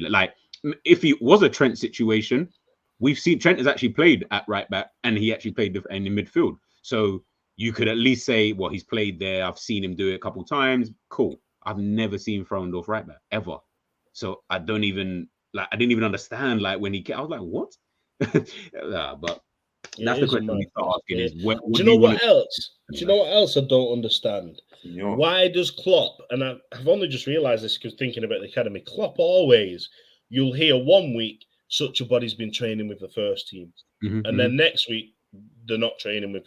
I don't understand. If you're bringing someone to train with the first team, that insists to me that they are nearly ready to play first team football. Why are we bringing academy players? Oh, just come and train for a day. It's like a day out. It's like your missus. It's like your missus goes, you know what? I'm not wearing any panties today. And then you go to bed and you're like, and then you get in bed and she's like, whoa. Do you know what I mean? It's like, whoa, I've got the big knickers on tonight. No, nothing's happening. It's like Klopp is teasing these players. Why bring them up and train with the first team? And I don't know, because JJ, you'll have a different perspective because you've been in that position maybe. Are you thinking you're nearly there if you're getting called up to train with the first team and then you go back? Because I keep thinking in my head, I'm thinking, Goal, the film. And I know that's not a true reflection, but it's like, and Santiago is like, oh, I'm with the first team today, boys, I don't know what accent that is as well. But it's like when he's with Alan Shearer, he's like, you're gonna get clipped up, as you know. 100%. You're definitely getting clipped up, bro. No, 100%. Even when you play this stuff, I remember when you get called up to the first team, the way they'll do it, it'll just be random. Sometimes, like I said, there'll be an injury or whatever, and it's just, all right, well, we need a player, we need a centre back, and you get called up, and then obviously that first time might be a bit of a, it's a random one. It's like they just need a body, right? But then what happens is that the centre back comes back and they're like, yeah, we want you to come back again. And then what happens is that you start playing and training with the first team, but you actually play for the under whatever age group you're at. So 100% you do feel close to it. I would assume if I went on a pre-season tour for Liverpool, I'd think, oh my God. Oh my God. 100%. If I'm here, then I'm going to be in and around the first team. This is my chance, at least, to stake a claim to be around the first team. We ain't seeing Bajcetic all season. I'm telling you that now. We're not going to see him all season. If we don't, I'm going to be fuming. What's the point? Well, hold on. Why are we playing Milner in midfield if we can play him? Or Morton. Bajcetic hasn't shown me anything that suggests he couldn't step up into first team, at least play cup football this season.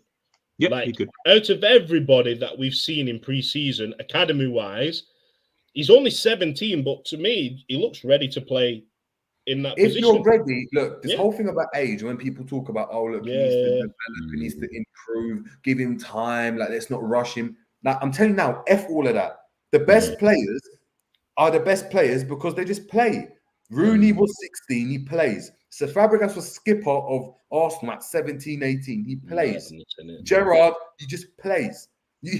Let's not Mbappe, you play. Haaland, yeah. Sancho, you play. It's none of this, but he's 17, so let's wait until he's 20 and then he's 20, but we don't really want to rush him because he's still got 10 years of his career. No, you start playing.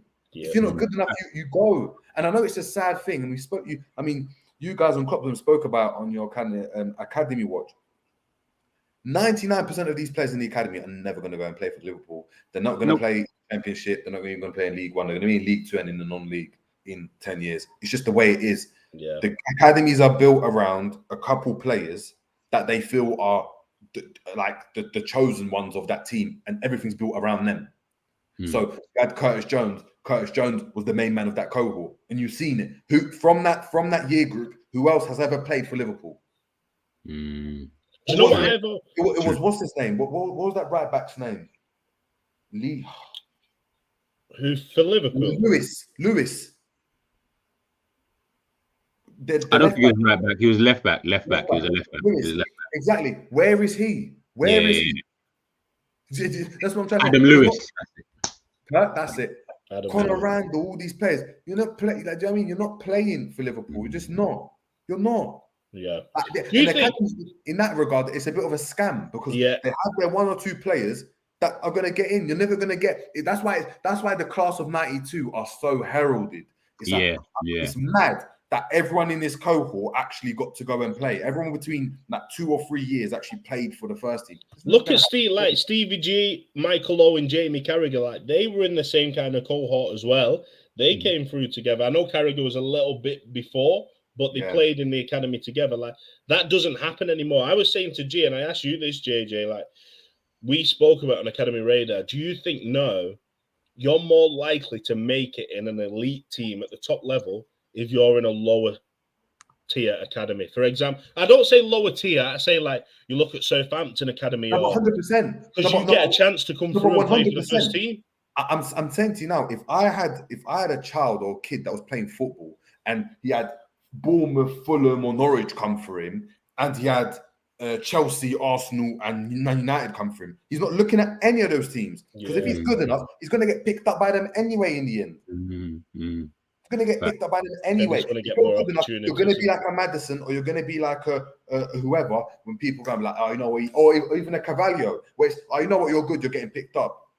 What's the point? What's the point of playing in these games? Because you're competing. You're trying to go, essentially, you're doesn't matter what age group you're at, you're pro football. Once you make it pro, you're pro.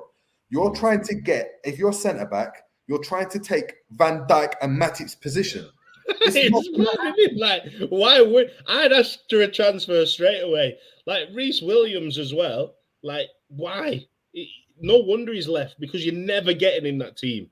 I think this comment kind of backs up what you guys were saying before about Klopp and the narrative that people always say about Klopp and this youngster thing.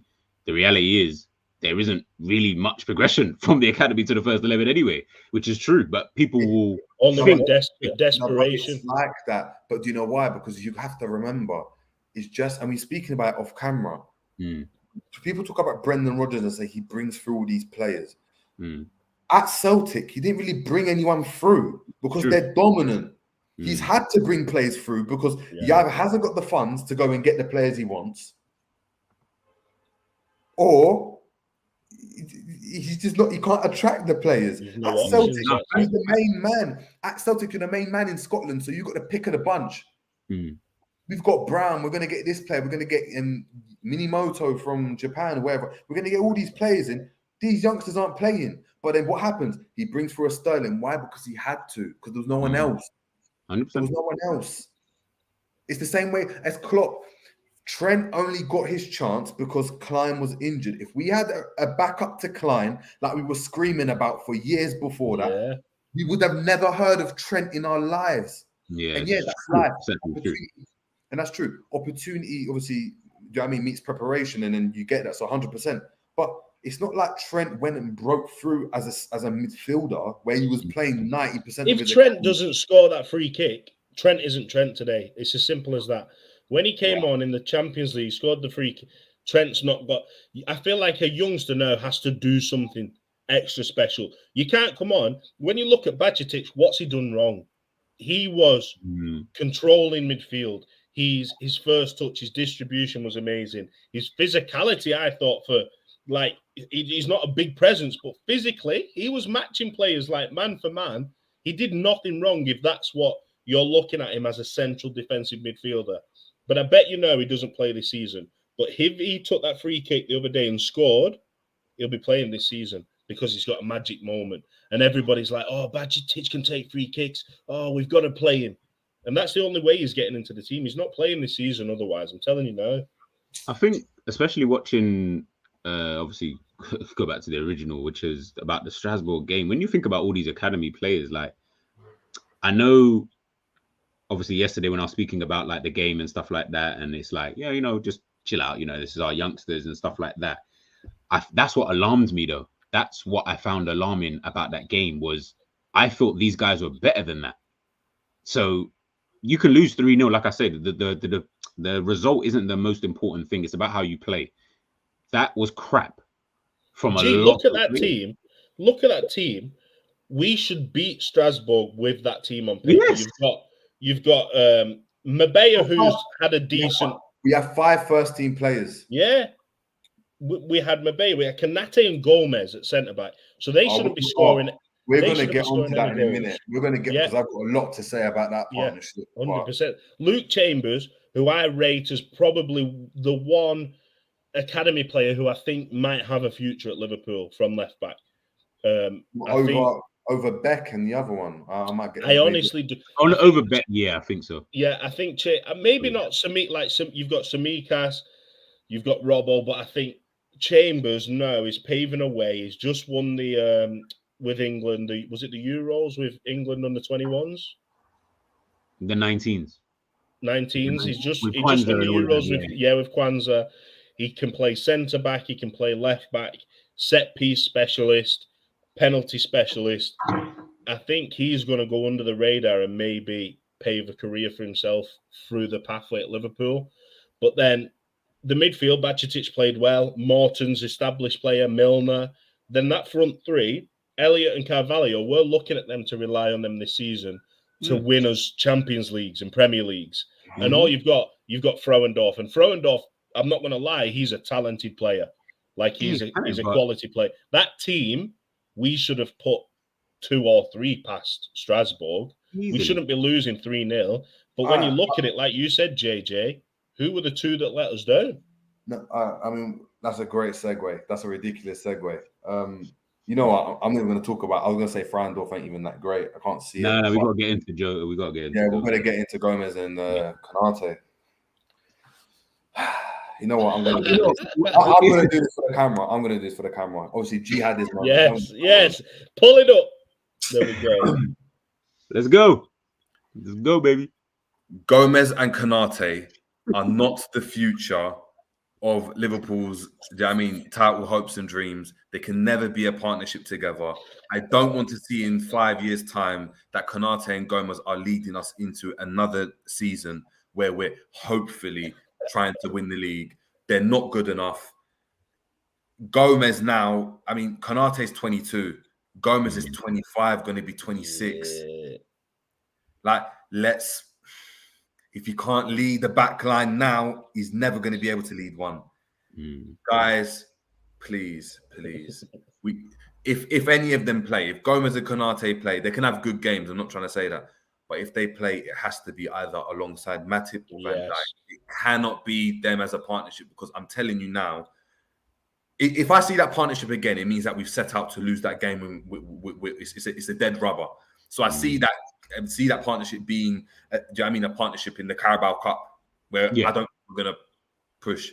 But please, guys, let's just stop this Gomez hype and this Konate hype because Konate's still got some development to go. Really, really good. Got raw ability. Gomez, he's not going to get better than he is. He's not. Unfortunately, he's not. Sorry, guys. I wish I had the gift. Reload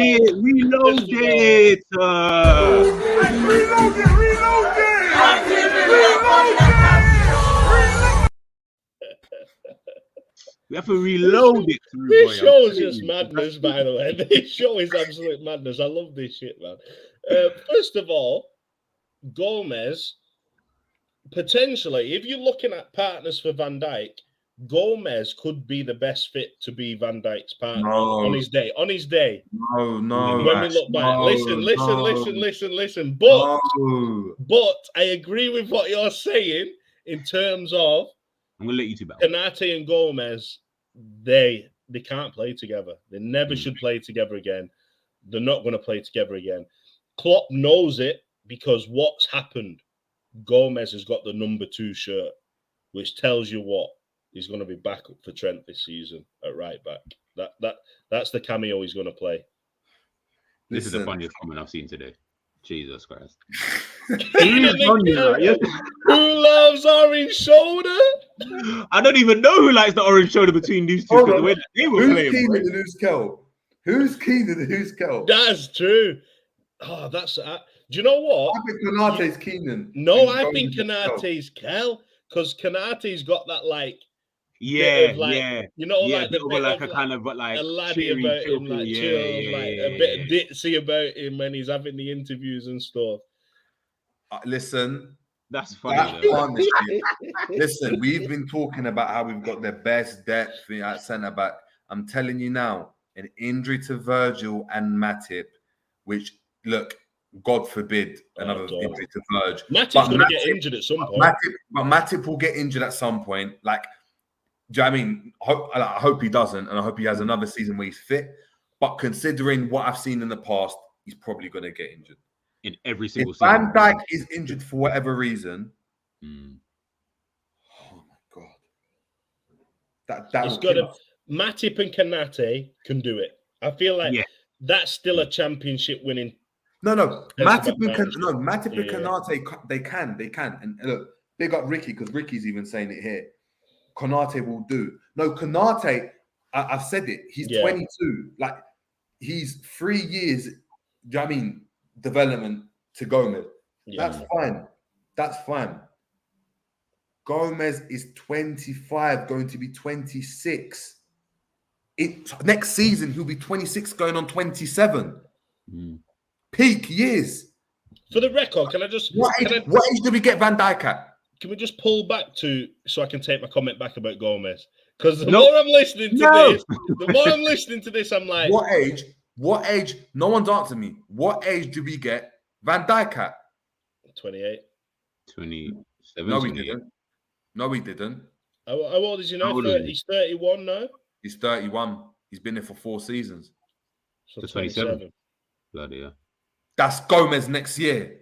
Have you seen anything to suggest that Gomez is on Van Dijk's level, regardless why that is? He didn't play. He didn't... Whatever it is. He's been injured. Whatever it is. He's not getting a run. I don't care what it is. Have you seen anything to suggest he can be that role? No. He was playing on the left side of centre-back and actually got moved to right-back, and our defence looked better with Phillips and Konate at the back. Yeah, it did. That is scary. We've got to give some props to Phillips, you know. If you look at him, he's been like this kind of... He's been a meme, in it, like Naldini, Natdini. But if you look at what Phillips has done, aside from... I can't think of the game, but... Real Madrid. He offers something different. He's not... I'm trying to big him up a bit, but we've just got to give him a bit more credit than he's getting. Everybody sees him as this kind of I don't even want to say Divock Origi, but do you know what I mean? Like, why not keep Phillips as that kind of physical presence over maybe having a Gomez at centre back? Like, we're talking about selling Phillips. I think because Gomez, as JJ said, there's 3 years development between Konate and Gomez. 3 years ago, Gomez was coming off the back of just winning the Premier League. 3 years ago. Do you get what I'm trying to say? That level should have then taken him to, as JJ's asking, that Van Dijk level. And even if maybe not Van Dijk level, but that upper echelon, one of the best, whether it's Ruben Diaz, a Rudiger last season, whatever. Yes, that's the level that he should be at. And as JJ said, it doesn't matter why he isn't there. He's not there. Matip looks like he is there. Kanate looks like he'll be Matip's there. been there since. Matip has been there since 18-19. Yeah, he's been there. He's just been injury, so he's been unlucky. Kanate looks like someone who's going to get there. Phillips even looks like a person. I mean, I'm not even sitting here saying, you know what, Phillips is not shit, and he is a good defender. Whether he's better than Gomez, I'm not going to say that. But if you look at defensive, just defending, it's a different option, isn't it? I am more safer in the knowledge that Phillips is there because Gomez is just too sometime-ish at the moment.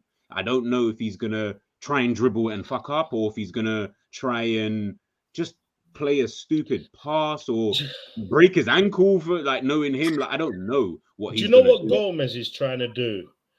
I think he's trying to play his way into the starting lineup, so he's forcing things. He's trying to do something that's a hero move.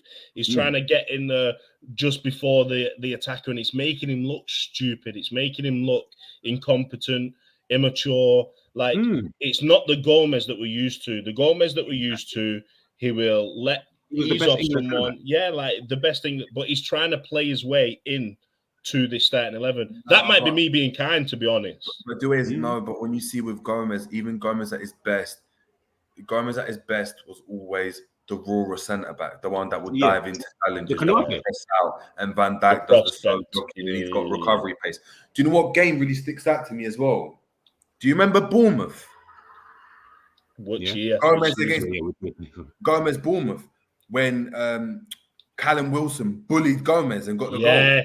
Yes. When has that ever happened with Matip? Kanate. Woo. No, not bullying Kanate. But even Kanate, to be fair, I've seen him, and I'm giving him a blight because he's only been here for a season. He's too brash in it. As well. He's still rash, just rushes in. And when Matip, that's never happened. That's never happened. It's true. And I'm not talking about, like a misplaced pass, the ball's gone between your legs and someone scored. It happens. But those type of instances should not be happening. Because not for a player of their level. Because look, big up Wino saying that the system needs pacey centre-backs. This is why Phillips and Reece struggle.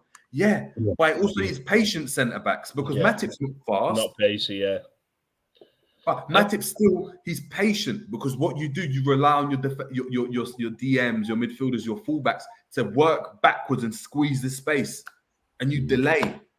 But Gomez and Konate don't delay. They both go rushing. It's true. It's true. The more we talk about this, the more respect we need to put on Matip's name. I know we do anyway, as Liverpool fans, but I feel like in a context of world football, Matip's not given the credit he deserves. You look at Liverpool, we don't concede hardly. We never concede hardly more than a goal a game when Matip's in the team. When Konate's in the team, we look open. That's when we've conceded most, but we offer a different style of football.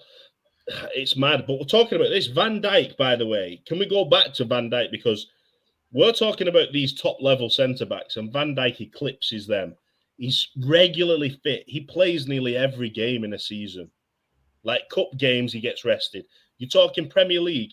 Did Van Dijk start every Premier League game last season? I'm pretty sure he did. Like, that's mad. Coming off the back of a serious injury, to play at that level and be so dominant, to play every game, to have the fitness to do that as well, Van Dijk deserves... Van Dijk's the best ever, and I'm saying it now.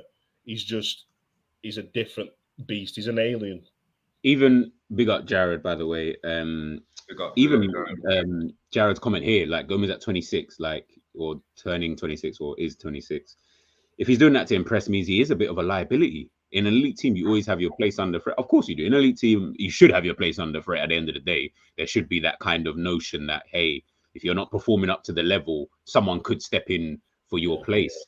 The problem we're having now is I don't think any of us here are going to say we're going to change the centre-backs next season. If everyone was fit for 38 games, I'm not having anyone but Matip and Van Dijk. I don't want to see Konate or Gomez for that in terms of if I just had everyone fit and we're trying to win the league and stuff like that. I just want those two because they're the best centre-backs that we've got and they're probably the two best in the league. But Gomez is he's reached a point now where if you're not playing enough, you're going to have to go. We signed him to a new deal. I said in my video ages ago when he signed that deal, I don't think that's a good deal for him. I think it's a good deal for us. It's not a good deal for him. Yeah, for Liverpool it's great because if your third and fourth choice centre backs are Konate and Gomez, you're doing that's like Chelsea. You know, with the rumors with Chelsea and now having, do you know what I mean? Trying to get Cucurella. If they keep Emerson, Alonso, Cucurella, and that, to have Alonso as your third choice left back is ridiculous. It's ridiculous. Like his ability is ridiculous. But do you know what's really scary as well? Gomez look better at right back. Yeah, I think someone said that as well. That's why he's got the number 2. He's a right back now. I genuinely think. Why did we buy Ramsey? Yeah, because they're letting so many academy players go, innit? Let Nico Williams go, let Connor Bradley go. Hold on, Ash, because I haven't spoke to you about this. I was saying on my stream with Ish the other day. Big up Ish as well, the equalizer. Yeah, big up Ish. Make sure to check out his Instagram post. But we were talking about it, and I said, has Ramsey been bought for the academy? Like, he didn't even get a game. What, is he still injured? He's still injured, I think. I seen an article the other day saying Klopp has said we've got to be careful with this Ramsey injury. For one, why have you signed a prospect who is injured, but then let our most promising prospects go? I don't understand that, for one, which to me suggests Gomez must be right back cover, or he's going to do the whole Milner can play right back situation, which we're so used to. Ramsey, for me, and I didn't watch him play last season. I've watched the highlights. I've watched little clips back of his performances because I want to see what he's about. For me, he doesn't offer anything at all that Connor Bradley or Nico Williams didn't. Letting Nico Williams go, in my opinion, why send him out on loan and him have a great loan spell to then sell him? What's the point in the loan in the? I don't understand. Is it because you wanted to put him in the shop window so people could buy him? I don't get it, because his loan spell was unreal. He was class at Fulham. I would have loved to see him as Trent's backup this season after the performance he put in. But it's another thing I'm confused about. And I think that's the word of the day for Liverpool, confusion. You just saw the comment from Trudon. I know you saw it. I know you saw the bloody comment.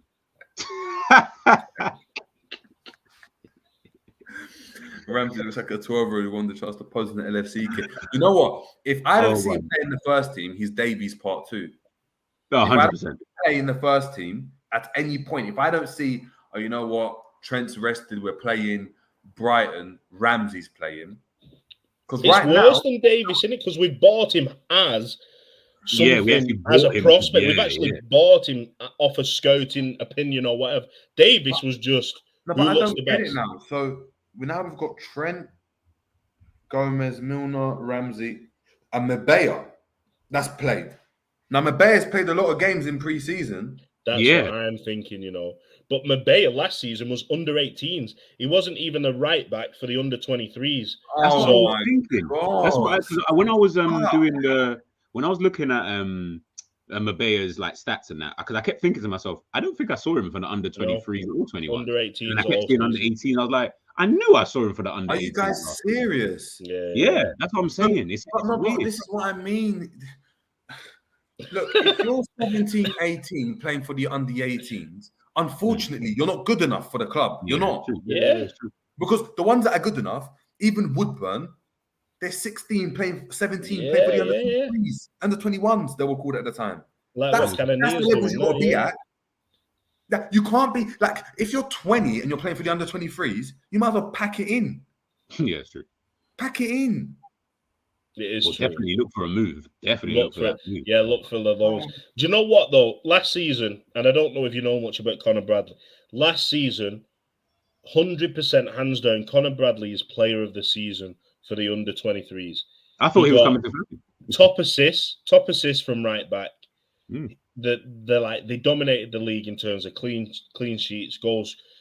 He was ready made to just come in and deputise for Trent. So he's scoring goals left, right, and centre for Bolton this pre-season. Yeah, He's getting I see assists. that. I was like, yeah, I think he's got like 3 assists, 2 goals already. Yeah, yeah, like, in 3 he's doing seasons well on for loan, Bolton. bro. Like he's not just doing crap; he's actually doing well. And it's like, why is this Yeah. kid who's Liverpool? Klopp goes on about, I wanted a team of Scousers. Yeah, you know, when I leave, I want a team of Scousers to be here. You're letting all the fucking Scousers go, bro. Like, what? All the Scousers are going, or you're trying to play the best Scousers in the wrong positions. I don't get it. I don't know what accent I want to hear next from Ash. You know, I'm trying to think. I need to work on these. I'm I trying to want to think, go away. They're all the worst accents that I can do as well. I need rate American. myself with American. accents. I need American. I need American. We'll I need think American. about that next.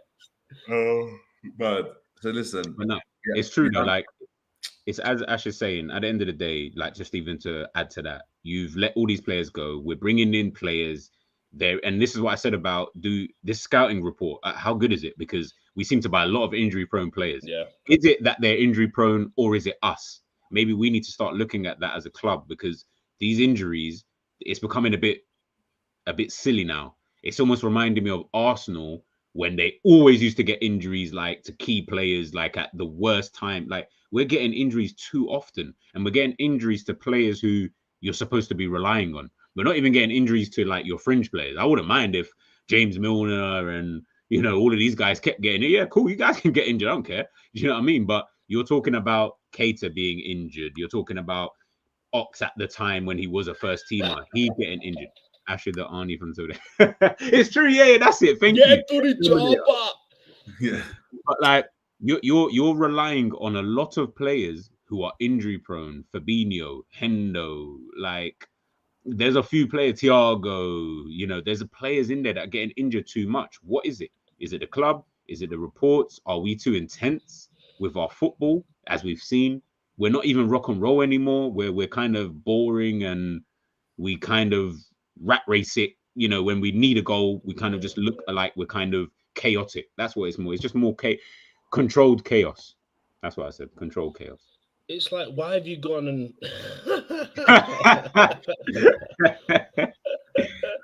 why have you gone though and got a young? I don't understand. In the Scottish League, no disrespect to the Scottish League, getting young player of the season in the Scottish League. Before you continue, anytime anyone says no disrespect, it's always a disrespect comment. It's literally full disrespect. I'm going to start saying that from now on. Full disrespect to the Scottish League. Please. Like, why are we fishing in that league anyway? Because it's a dead league. I don't want to say nobody's come out of that league, but nobody's come out of that league. Like Henrik Larsson. That's probably the last person. And Henrik Larsson was a flop at United, let's be honest. Like he did nothing for United. So why are we shopping there in the first place? We've got Nico Williams, who is a Welsh national team starter, left back, right back, who are better than the Scottish national team, but yet this Ramsey kid isn't a starter for the Scottish national team. So I just don't understand the reasoning behind these decisions. I don't understand. I'm baffled, man. Baffled. Do you guys think? Obviously, we're looking at the theme is obviously we're looking at the last 2 games and stuff like that. Do you then think that's then maybe Klopp? I'm trying my hardest, by the way. Do you think maybe Klopp is trying to show the board maybe that this is what I've got? No, he's not. I know. That whole conspiracy about Klopp doing these, secret, like cryptic messages with his hands and showing the media. Look, I mean this. I'm saying this, but I actually mean that. And that whole, what's his name? Dr. Strange nonsense. Bun all that nonsense, man. He says what he means. Yeah. When he needed a centre back, when Matip got injured, he came out and said, I need centre-backs. He means it. He's happy with what he's got. Yeah. Wow, Morton. That's what he said. But again, when you look at Klopp, think about wow, Morton, man. I need to click the original time he said it, because that was you hit that one on the nail. You hit that one on the nail. When you look at Klopp, though, he's a good, I think you'll say he's a good psychologist. So he's good at getting the best out of players, making players feel like they can achieve the full potential within the squad. So when he comes out and says like, "Wow, Morton," is he doing that for Morton's benefit? Because he can't mean what he's saying. He can't come out and say. No, but then Ash, if I was a player and Klopp's doing that, I'm pissed at him. That's shit, man. Because you're lying to me. You're lying. As Jared has just kind of agreed with you both, like maybe it is Klopp kind of thing because he's got a lot of power here. We got to remember that he's very powerful here at this club because of obviously the things he's done and the affinity he has with the fans and stuff like that. Maybe he is the one. Maybe he is the guy that's telling these guys, "Nah, man, we got Ox. Like Ox brings this, that, and the other." Like when he gets he just like some fans would be like, "But don't you remember what Ox did 4 years ago? If we could just get him back to that level, then we're laughing." That's what he's saying. Bobby, you know what? If we give Bobby a rest and just get him back to that level, you know what? Nunes is gonna have to be on the bench because that's how strong our team is, and that's what he said. He's seen that in pre-season. Who started? I guarantee. Who starts Fulham? How about that? Who starts Fulham? Bobby. Fulham on Saturday. Who starts away at Craven Cottage? Probably the same team that started against Man City. Bobby starts. Same team. I think Bobby will start as well. Which is so dumb because why would you start Bobby? Do you know what the thing is though? If Jota's fit, I think Jota starts. Yeah. Which means to me, you've signed an £85 million striker who has shown you in pre-season that he can get goals and offer something different to this squad. He's your third choice.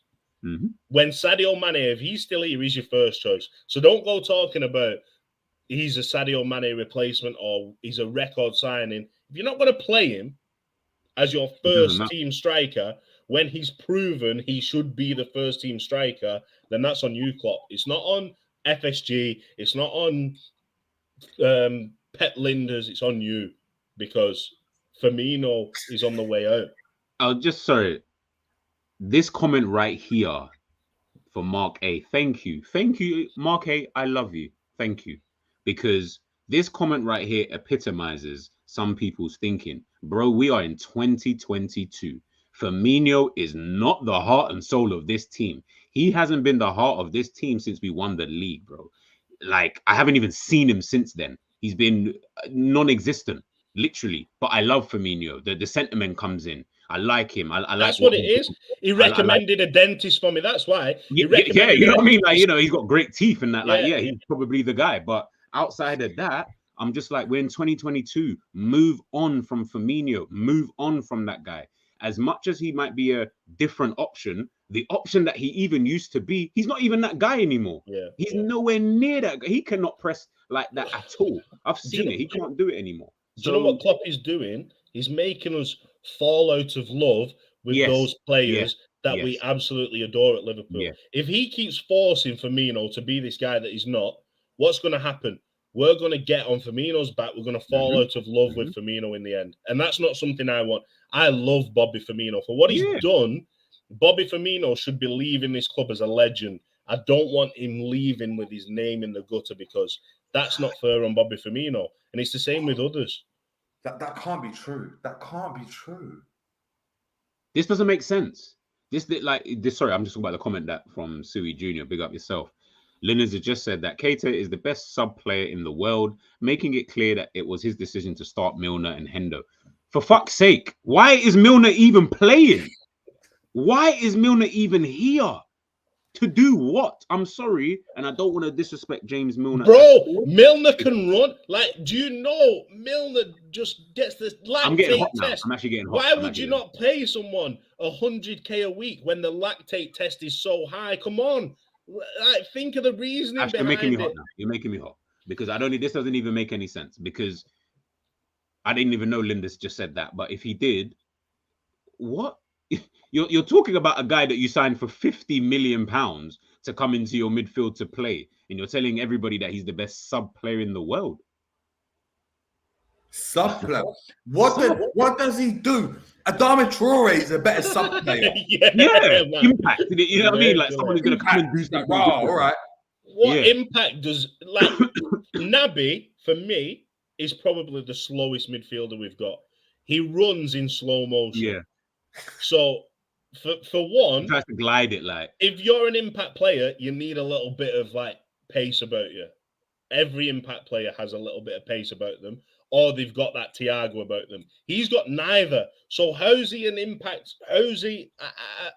I don't see it. But what's more embarrassing is Keita should be embarrassed that Pep Linders is saying Milner starts over Naby Keita. This is a 38 years old now. Yeah. 38-year-old guy who isn't creative. He isn't a goal scorer. He's not a good passer. He's not a great tackler.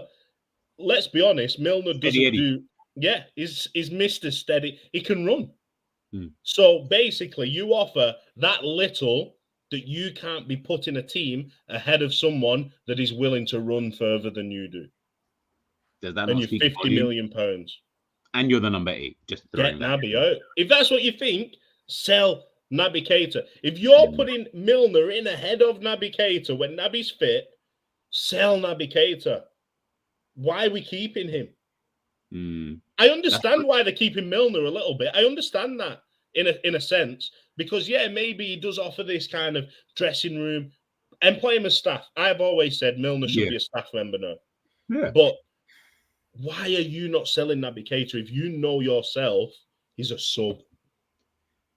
Honestly, like that comment there from Sui, that's crazy. I don't think people are really deeping what's being said. And this is by our number 2, by the way. This ain't by Klopp. This is from our number 2. This is the brain of the team now. This is the brain of the new team kind of thing. This is the guy who talks more than anybody else's number 2 I've ever seen. I've never seen a number 2 talk this much ever. I don't even know who Arsenal's number 2 is, or Man United's, or Chelsea's, but this guy, flipping hell, man. You'd think he was the manager. Do you get what I'm trying to say? Only because saying Pedri is the best young fielder in Europe. Only because Harvey and Curtis are Brexit players now. This is what's embarrassing. Put those 3 on the transfer list. Who is the highest transfer fee? If you're buying one of these players, which one is the highest transfer fee? Easy. Pedri, man. Easy. There's no. It's not even close. Remotely. Wiener saying the decision to give Milner the 7 after it was worn by Suarez pushed me towards. I hear that, Wiener. I have a 7 on a jersey while it's worn by Milner. I hear it's because it was so soon after Suarez. It just didn't make any sense. Didn't make any sense at all. I mean, the thing is, we can sit here, or us 3, and as we say all the time, we can sit here, we can bang on for time. But just as Sui said, he said it in his new book. Oh my God, I have to read this book. I need to read this book then. Do you know what? I don't even read, and I'm reading this book. Yeah, exactly. I can read, but I don't like reading. But I'm reading this book just for that. But if I read this, it actually might push me over the edge. Yeah. I might be Klopp out. I might be Pep Linders and Klopp out. We have to read it, bro. We have to read it. That's why we have to, I suppose. Yeah, we have to read it, bro. Because it's like yesterday, Klopp's all this, giving it all this after the Community Shield. Like, he wants us. No, you're lying. No, you're lying. Yeah, I'm telling you, you're lying. Look back. It was. Could you not hear it? I was like, he's not gonna. And then I heard when I was watching, I heard a Do you know when you hear the crowd? I looked and it's little. Oh man, why? All this the Community Shield, boy. If we don't win that league, this is gonna be clipped up at the end of the season. But he's doing it again. Like I said, he's a psychology. He is so clever at what he's doing. Yes, very. He did it when he came into the club. The holding hand stuff. It's like painting. Literally, he's doing this hugging kumbaya, tree merchant, Stein popping, whatever he's doing. He's doing this because he wants the fans to love him, so they can't question him. That's the only reason. He's the Tony Robbins. He's the Tony Robbins of the football world, man. Literally.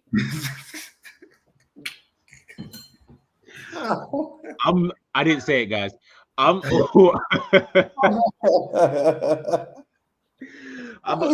getting blacklisted by anybody of not on my own report. I'm getting blacklisted by JJ's getting cancelled. Like, at the end of the day, what you're doing, Klopp, you need to understand this ain't 7-8 years ago anymore.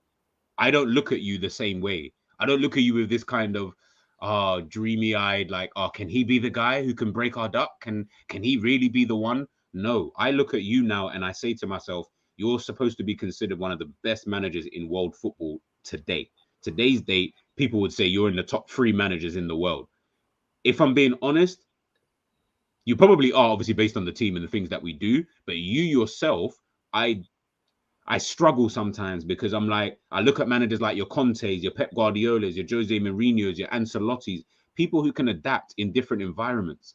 I've looked at Klopp in two environments, Dortmund and Liverpool.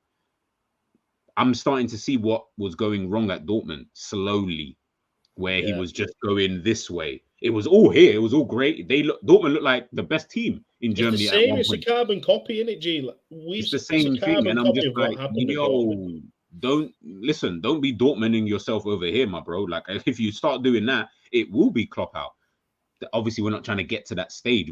I think it won't become that, but you're slowly starting to just annoy me with certain bit because you're moving patronizing to fans. All these little things that you're doing, we're not stupid not anymore, but we're not stupid. This isn't 8 years ago. We're not looking at you like, oh. I was gonna say pull this up. I was gonna say like Thames, that look big up, yeah, but Thames obviously are mods assemble, please, quickly. Thank you. Let's kill that. Jared, everyone, appreciate it. Anyway, Street to Prove Thames saying, guys, that's a bit disingenuous. I hear what you're saying about the holding hands, but stuff was necessary at the time. The fan base was in disarray and Klopp helped to bring unity. Yes, he did, but not in the Community Shield. Yeah, that is now taking the mick. We're not disrespecting Klopp, and we're not saying that we don't love the guy. I love the guy for what he has brought back to Liverpool Football Club. Liverpool feels like a genuine club again. He's brought us to the pinnacle to where we need to be right now. But it's the kind of the magic tricks. It's the false perception that he's painting now that our squad is good enough. That's what we don't accept. It's like, don't treat us as family, but then lie to us. You know it's a lie. Do you know what I mean? And I love Jurgen Klopp. I love everything that he has done for Liverpool, but I don't appreciate being patronized. Yeah, it is. We're being patronized. Patronizing, bro. It's as if to say, do you know what? Our business is our business. Yes. It doesn't matter to the fans. Yes. Whereas, you've just brought the club up on the philosophy that the fans are the most important part of the club, but you're keeping us in the dark about the most important issues, and you're not addressing these situations that we need answering as a fan base. Because there's no way you believe that squad is strong enough. You came out and said, if there's injuries in midfield, we will readdress the situation and have to go and look into the transfer market. So flipping sign someone. Yes. So please tell me we are in this transfer market, because if we're not, you've lied to our face again. No, you know what's going to happen. You know what's actually going to happen. Who are the midfielders who are injured, or just two of them who are injured? Jones, Keita. Yeah. Jones and Keita. Okay. Jones, I don't know about Ox, but no. Jones Ox is fully injured. Keita's is ill. And Jones had a boot on today, innit? Yeah, and crutches we don't even today. Yeah, and crutches as well. Yeah. I think Jones will be out for time, but let's say Jones isn't out for time. You know what's going to happen? They're going to come back before the transfer window is done. It's going to be another. This is like a new signing. Oh no! Then we're not going to sign anybody because those two will come back just in the right time for us to be like, yep, they can come straight back into the squad. Klopp will then come out with another press conference and then say, it's kind of like we've got, it's like a new signing here. The guys who come in, they look sharp. They've got a bounce back in the squad. We will probably win the first 4 or 5 games as well, which will also add to the fact that we don't need to sign anybody. And then the top Reds will then say, we told you. See, we told you that we don't need to sign anybody. And then what will happen is, come the ending of the season, when we're another point behind Manchester City, we're going to have this same conversation again about, hey, we'll sign a midfielder when we don't need a midfielder. Yeah. That's when we'll sign the midfielder. That's when we'll sign the midfielder, is in the summer when it's all said and done. We've lost the league again. We haven't won the Champions League. We didn't win anything else, but we came really far. But guess what? The performances wowed everybody. Jordan Henderson was shouting a lot. He was great. You know, Bobby Firmino scored. Milner. This is what I'm saying. Everybody laughed because everybody knows, bro. Everybody knows what Klopp is even like. Ryan. He'll get a new number as well, and it'll be like Milner, like recharged. It'll be like Milner with the number like 97. Do you know what I mean? Yeah, and it'll be like, hey, we're gonna bring back the young vibes of James Milner and what he can do when he was first starting out. And we're like, no, he's 38. He needs to just be They'll give him his first kit number at Leeds, and they'll do some kind of spin-off social media thing where it's like Milner ending the way he started or something like, oh man, like come it on, could happen. We're laughing at this, but something like that is exactly what Liverpool would do. 100%. Well, you saw we did a whole movie for Salah signing a new deal, so I'm sure after the movie for Salah, that trailer was crazy. Can't wait to see when that drops, because you know, things like that, I'm just like, I get it to a degree, but what you got you need to sort of read the room a little bit. I think that's something that Liverpool hierarchy or the people up there who control all this social media and stuff, they don't really read the room. They don't really get it. Bro, I don't give two shits whether this guy signs the deal or doesn't sign the deal, because we've got more pressing matters than him signing a deal. We've got so many other things that we should have sorted out before he even got to that stage of signing a deal, that now him signing a deal has become a movie trailer. Do you know what the biggest problem with that trailer for a new signing, bro? Yeah, the biggest problem with it all, G, like, I can't say I didn't give two shits. That's a bit strong. It's a bit strong because I did care. Like, I wanted Salah to stay, but it's the fact of Salah was staying anyway this season. Exactly. Like, that's what I said. That's what I meant for about the two shits. No matter what happened, Salah wasn't being sold. He was either signing a contract or leaving on a free at the end of next season. He was never not going to be here this season. So why are you announcing something like it's a new signing when it is not? Like, it's a magic trick. Jared says it best. Is it midfielder or not? I was just about to ask, do you guys want him or not? Because right now you are moving like Salah side. This is what I'm saying, man. I'm not the only one who thought this was just like a weird promo. Like, what are you doing, bro? What is this, man? I'm surprised the pizza man didn't come in and say, hey. No, the pool boy. Sorry, the contract. Hold on. Where's the picture? Hold on. I'm getting. Klopp comes in and massages his back. Oh, can you get that spot for me, Jurgen? Oh, how about then Linders is there. Linders is there in the corner like this. Listen, oh yeah, 100%. All right, keep that up there, yeah. So we'll go with this. We got obviously Salah being the main guy. You've now got the guy who's that next, like in the white t-shirt, whoever that is. I reckon he's doing the massage. Oh, that's the agent. Sorry. So he's doing the massage. The guy on the left-hand side, he's kind of the, you know, the guy behind the camera who just talks, telling them what to do. Telling them what to do. Get in that position there. Just arch your back a little bit more. Just arch your back a little bit more. And then you've got obviously the guy sitting down. He's obviously, you know, kind of just the cameraman, just telling everyone, yeah, like this is the shot. We can't really see too much here. Bro, come on, man. Like, we're busting up about this, but this is the kind of stuff that it blatantly looked like, if I'm being totally honest with you. It was like a bad... Julian Ward looks like he's about to get like look at his smile. Yeah, always looking at God knows who that is, the agent. No, I think that is the agent. I don't think the guy in the white t-shirt is the agent. But who's that? Yeah, that's what I want to know. I feel like his agent is the one sitting down opposite him. It's difficult to say, but I think I agree with G. I think that guy doesn't look like Salah's agent who stood up.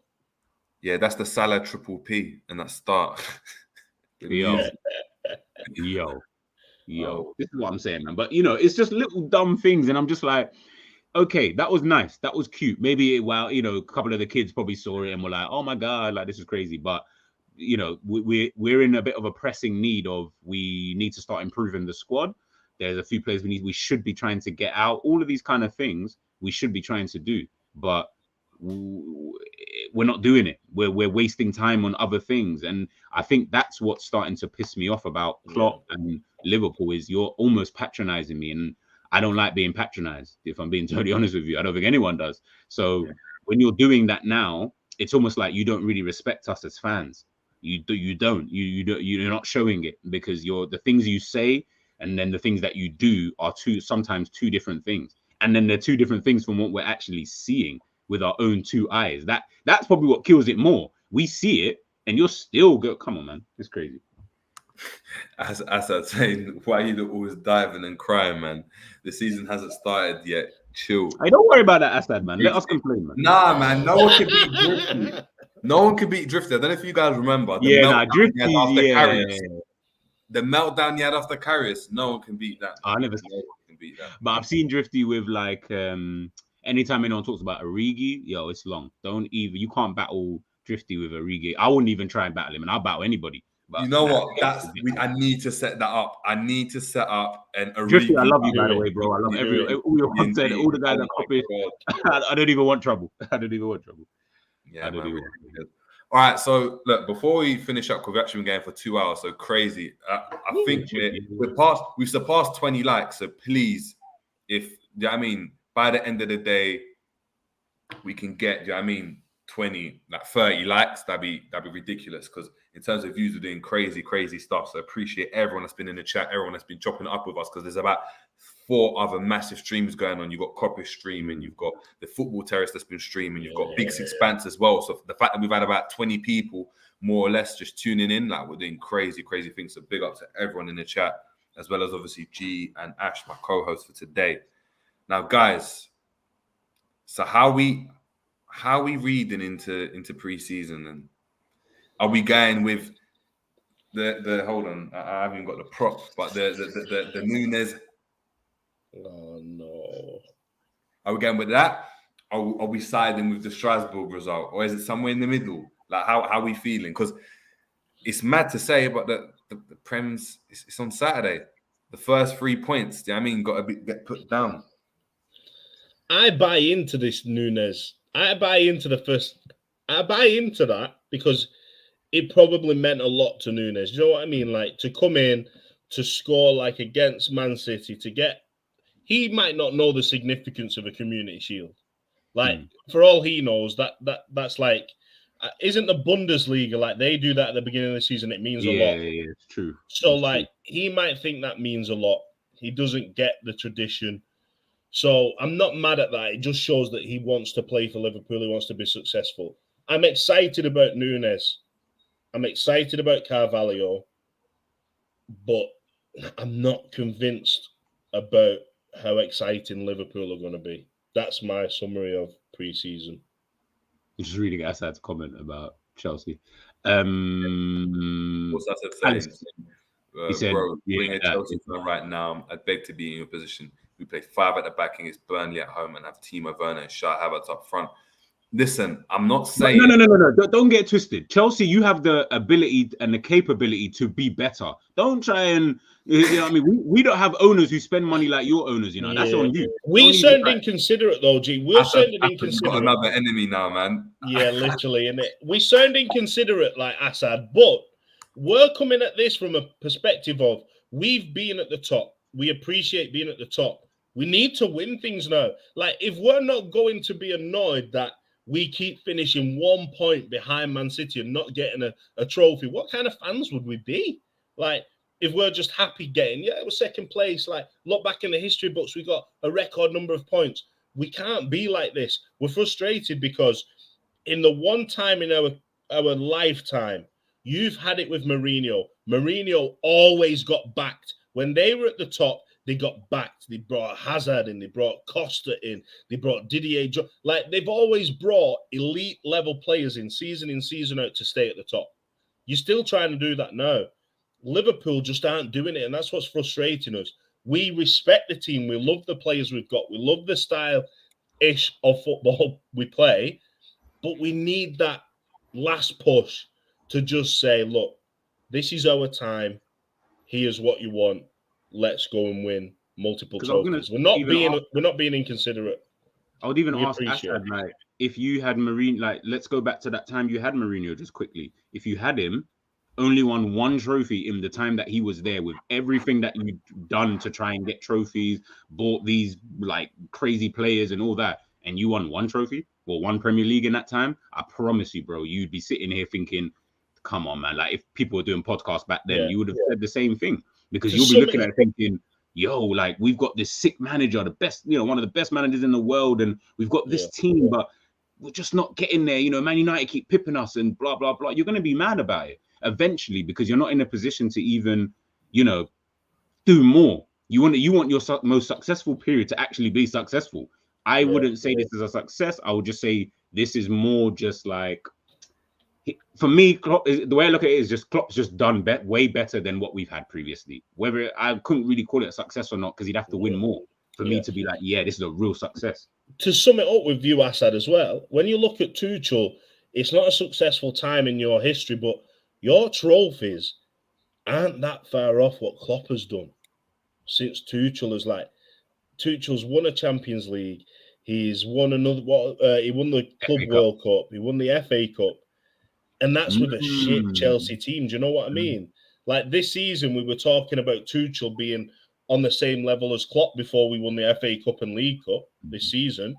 That's how disheartening it is for Liverpool fans that a Chelsea team in this state can still achieve what the best ever Liverpool team in the Premier League era is achieving. And that, to me, that kind of sums it up why we're feeling a little bit hard done to right now. Jared saying, Assad, Pep will have 5 in 6 PLs if he wins this year. It's fucking embarrassing when Pep says they are LFC the best team, but we won 1 PL, 1 UCL. Exactly. And I think man are taking a piss. And I think that's what it is, because ultimately you got to remember, Assad, is that Chelsea can look back at a period of time in your history where, in your recent history anyway, where you were dominant. Your Drogba's, your Lampard's, where you were dominant. When Mourinho came in, you were dominant. Arsenal can say the same thing with the invincible period. United can say the same thing. City can now say the same thing. Liverpool are unfortunately on par with Leicester when it comes to the league. Yeah, the last time we can say we were dominant, our players were in hot pants, sporting Jerry curls and mustaches. That's the last time we can say that Liverpool were like dominant. Like, come on, give us something. Just let us have this moment. Let us have this moment where we want to vent a little bit. We still appreciate. We're not saying we don't appreciate. We still love the team. We still back the team. We're still positive about going into each match. But behind the scenes, our club is not run the way everybody thinks it's run. That's all I'll say. And we know that. And we know that. Do you know what I mean? For a fact. For a fact. We know, but we know. So But we know. Let's put it this way as well. Like, you got to realize you're going to still get 38 match predictions. You're going to still get 38 match reactions. You're going to still get 38 whatever every single game. That we're not missing it. Barring illness, none of us are going to miss any level of match reaction or anything like that. So it's not about like looking at it from that kind of point of view. We need to be able to say where we're not getting taken the piss out of by other managers who are saying, yeah, they are the best team with 1 Premier League and 1 Champions League. Really? Come on, man. You're even taking the piss at what we've won. That tells you that we ain't won a lot straight away. Like, come on, man. Exactly. Even Trudeau saying we were dominant when Soul Train and Top of the Pops was on TV. Wherever you are on Twitter, I need to follow you because you're too silly.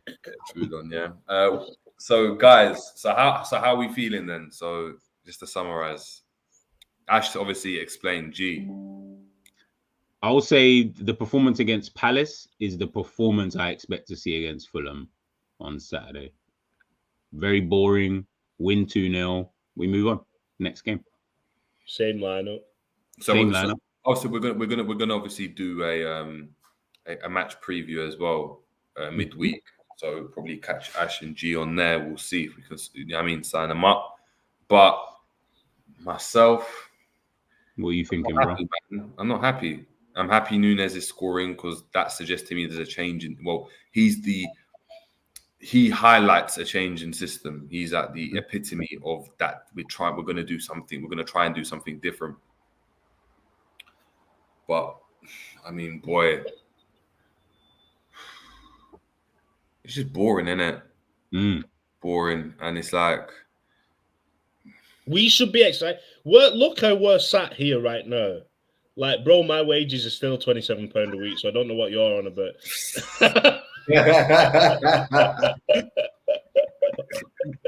Sorry, that was just too funny when I said it. But we're in a time now. We should all be on the highest high going into this new season thinking this is Liverpool now.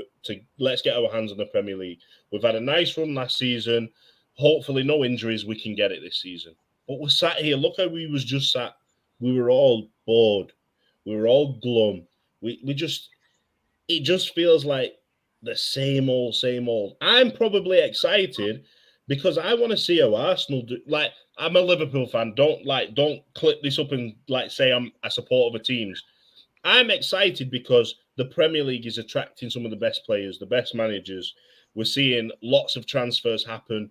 I'm excited to see where Arsenal finish, to see where what Tottenham do. What are Newcastle going to move like?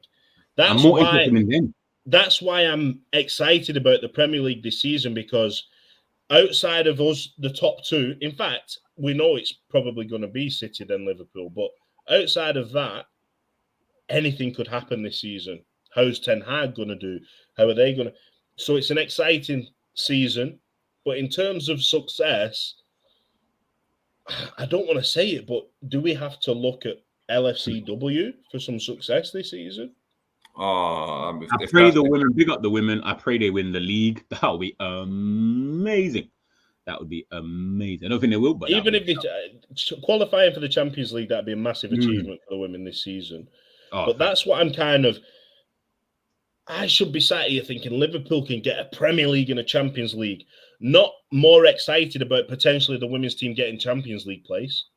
I shouldn't be sat here thinking, but I genuinely am. And it's like, I shouldn't, it just shouldn't happen. You know what it is? It's that something ain't right. And you've probably had it in the back of your head, or let's say like me and Jade obviously been saying it for time, but you've probably had it in the back of your head for, what is this love chat? You probably had it in the back of your head for ages, but where we've been winning, won a trophy here, won a trophy there, blah, blah, blah. You know, we've won enough to kind of keep you happy.